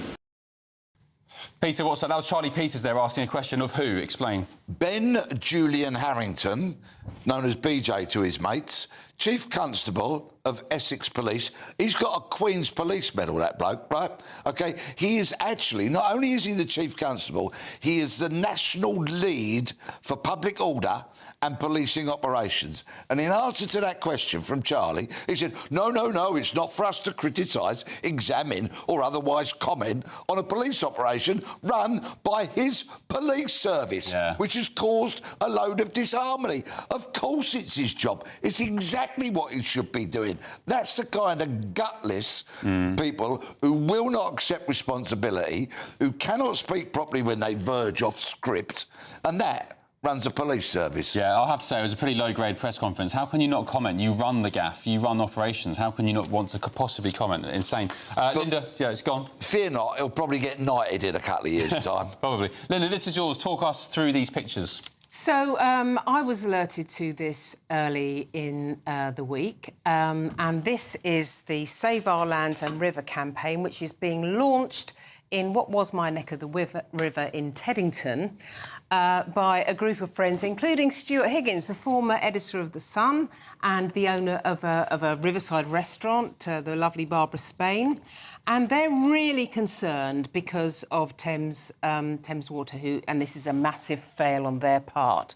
They want to build a huge sewage pump by the river, right, listen to this, by the river, it is a failure of communications because they didn't let residents know clearly enough and timely enough, and it's an operational failure because this is an iconic stretch of the Thames. I'm just going to make one more point. In fact, at precisely this part of the Thames, the very famous Tough brothers ran a boathouse from which the little boats sailed to Dunkirk. Oh, wow. Next door is the Lensbury Club, where our rugby team trains, Yeah. and a lot of kids from a poorer part of the area still use the river just because it's the only kind of non-costing leisure break they can get. And I just think Thames Water, you know, to crown it all, when I've had sewage running down the streets in the Marlow, the town where I live, they've now done all of this. Thames Water, boo. Great weekend fail. Look out for the campaign, which is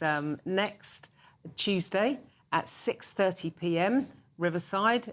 The great and the good will be there. All right, great stuff. Very quick email. Andrew Milne from Staffs said, Benny boy, are viewers able to pick their weekend fails too? Mine is the failure of the Scottish protesters to smack you in your smug, self-righteous chops. Big miss as far as I'm concerned. Night, night, Buttercup. Andy, I love you too, mate. You know, have a good weekend. Tune into the late edition, I think, if you're that much of a fan. That's it from me. Leo Curse is in just a sec. Peter's gone, and we've got more front pages. Back in a tick.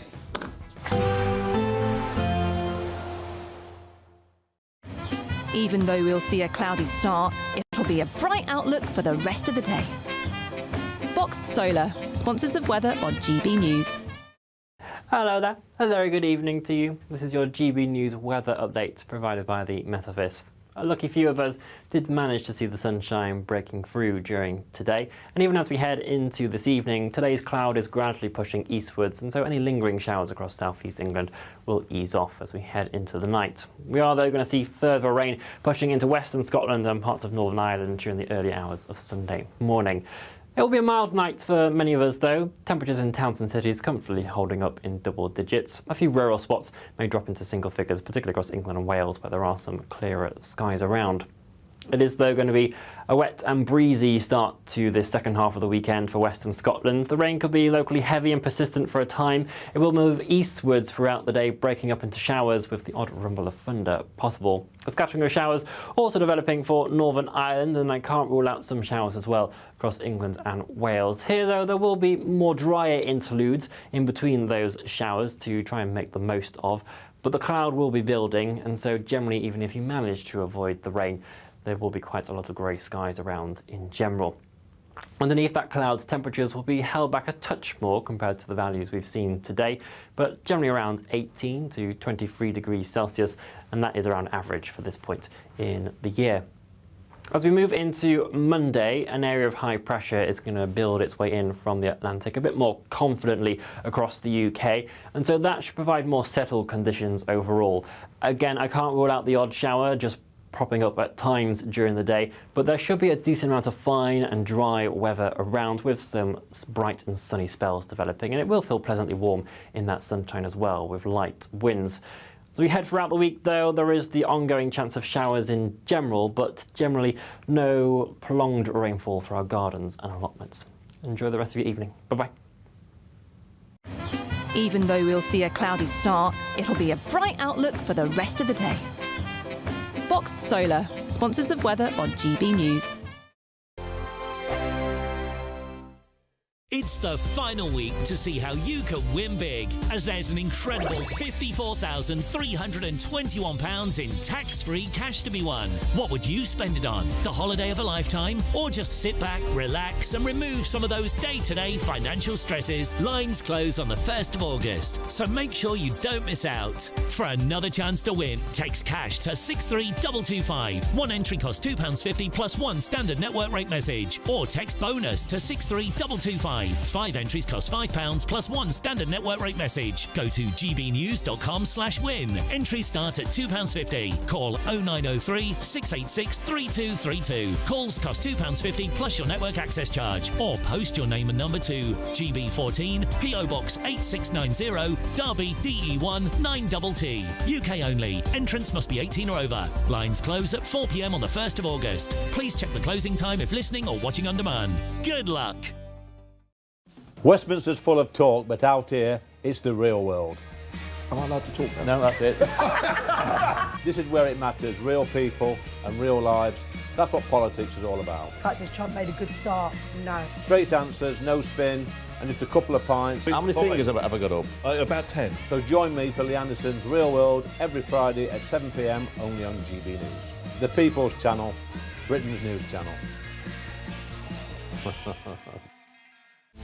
This is Britain's Newsroom, where your voice matters. It's just astonishing. With expert analysis and honest opinion, we don't just keep you informed. We bring you unique perspectives you won't see anywhere else. Can't argue with any of that. When the news happens, it happens here. On Britain's Newsroom, weekdays from 9:30 a.m. Only on GB News.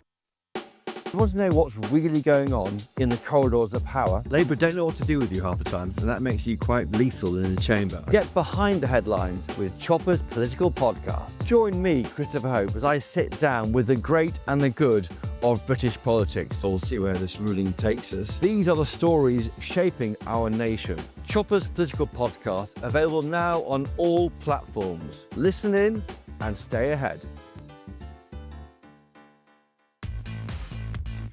5 hosts, 5 opinions, 5 fearless debates, 5 unfiltered takes on the day's news. 5 reasons not to be anywhere else on Saturday night. This is the Saturday 5. You got me good there. Britain's biggest Saturday night TV show. It's not a bad brand. Yeah. Uncensored. Very, very racy tonight on the unpredictable. What did she say? Can you translate it for us? And always entertaining. And how can a country go from being led by William Wallace Saturday nights from 6 p.m. only on GB News. The People's Channel. Britain's news channel. You're going to want to stay tuned, trust me.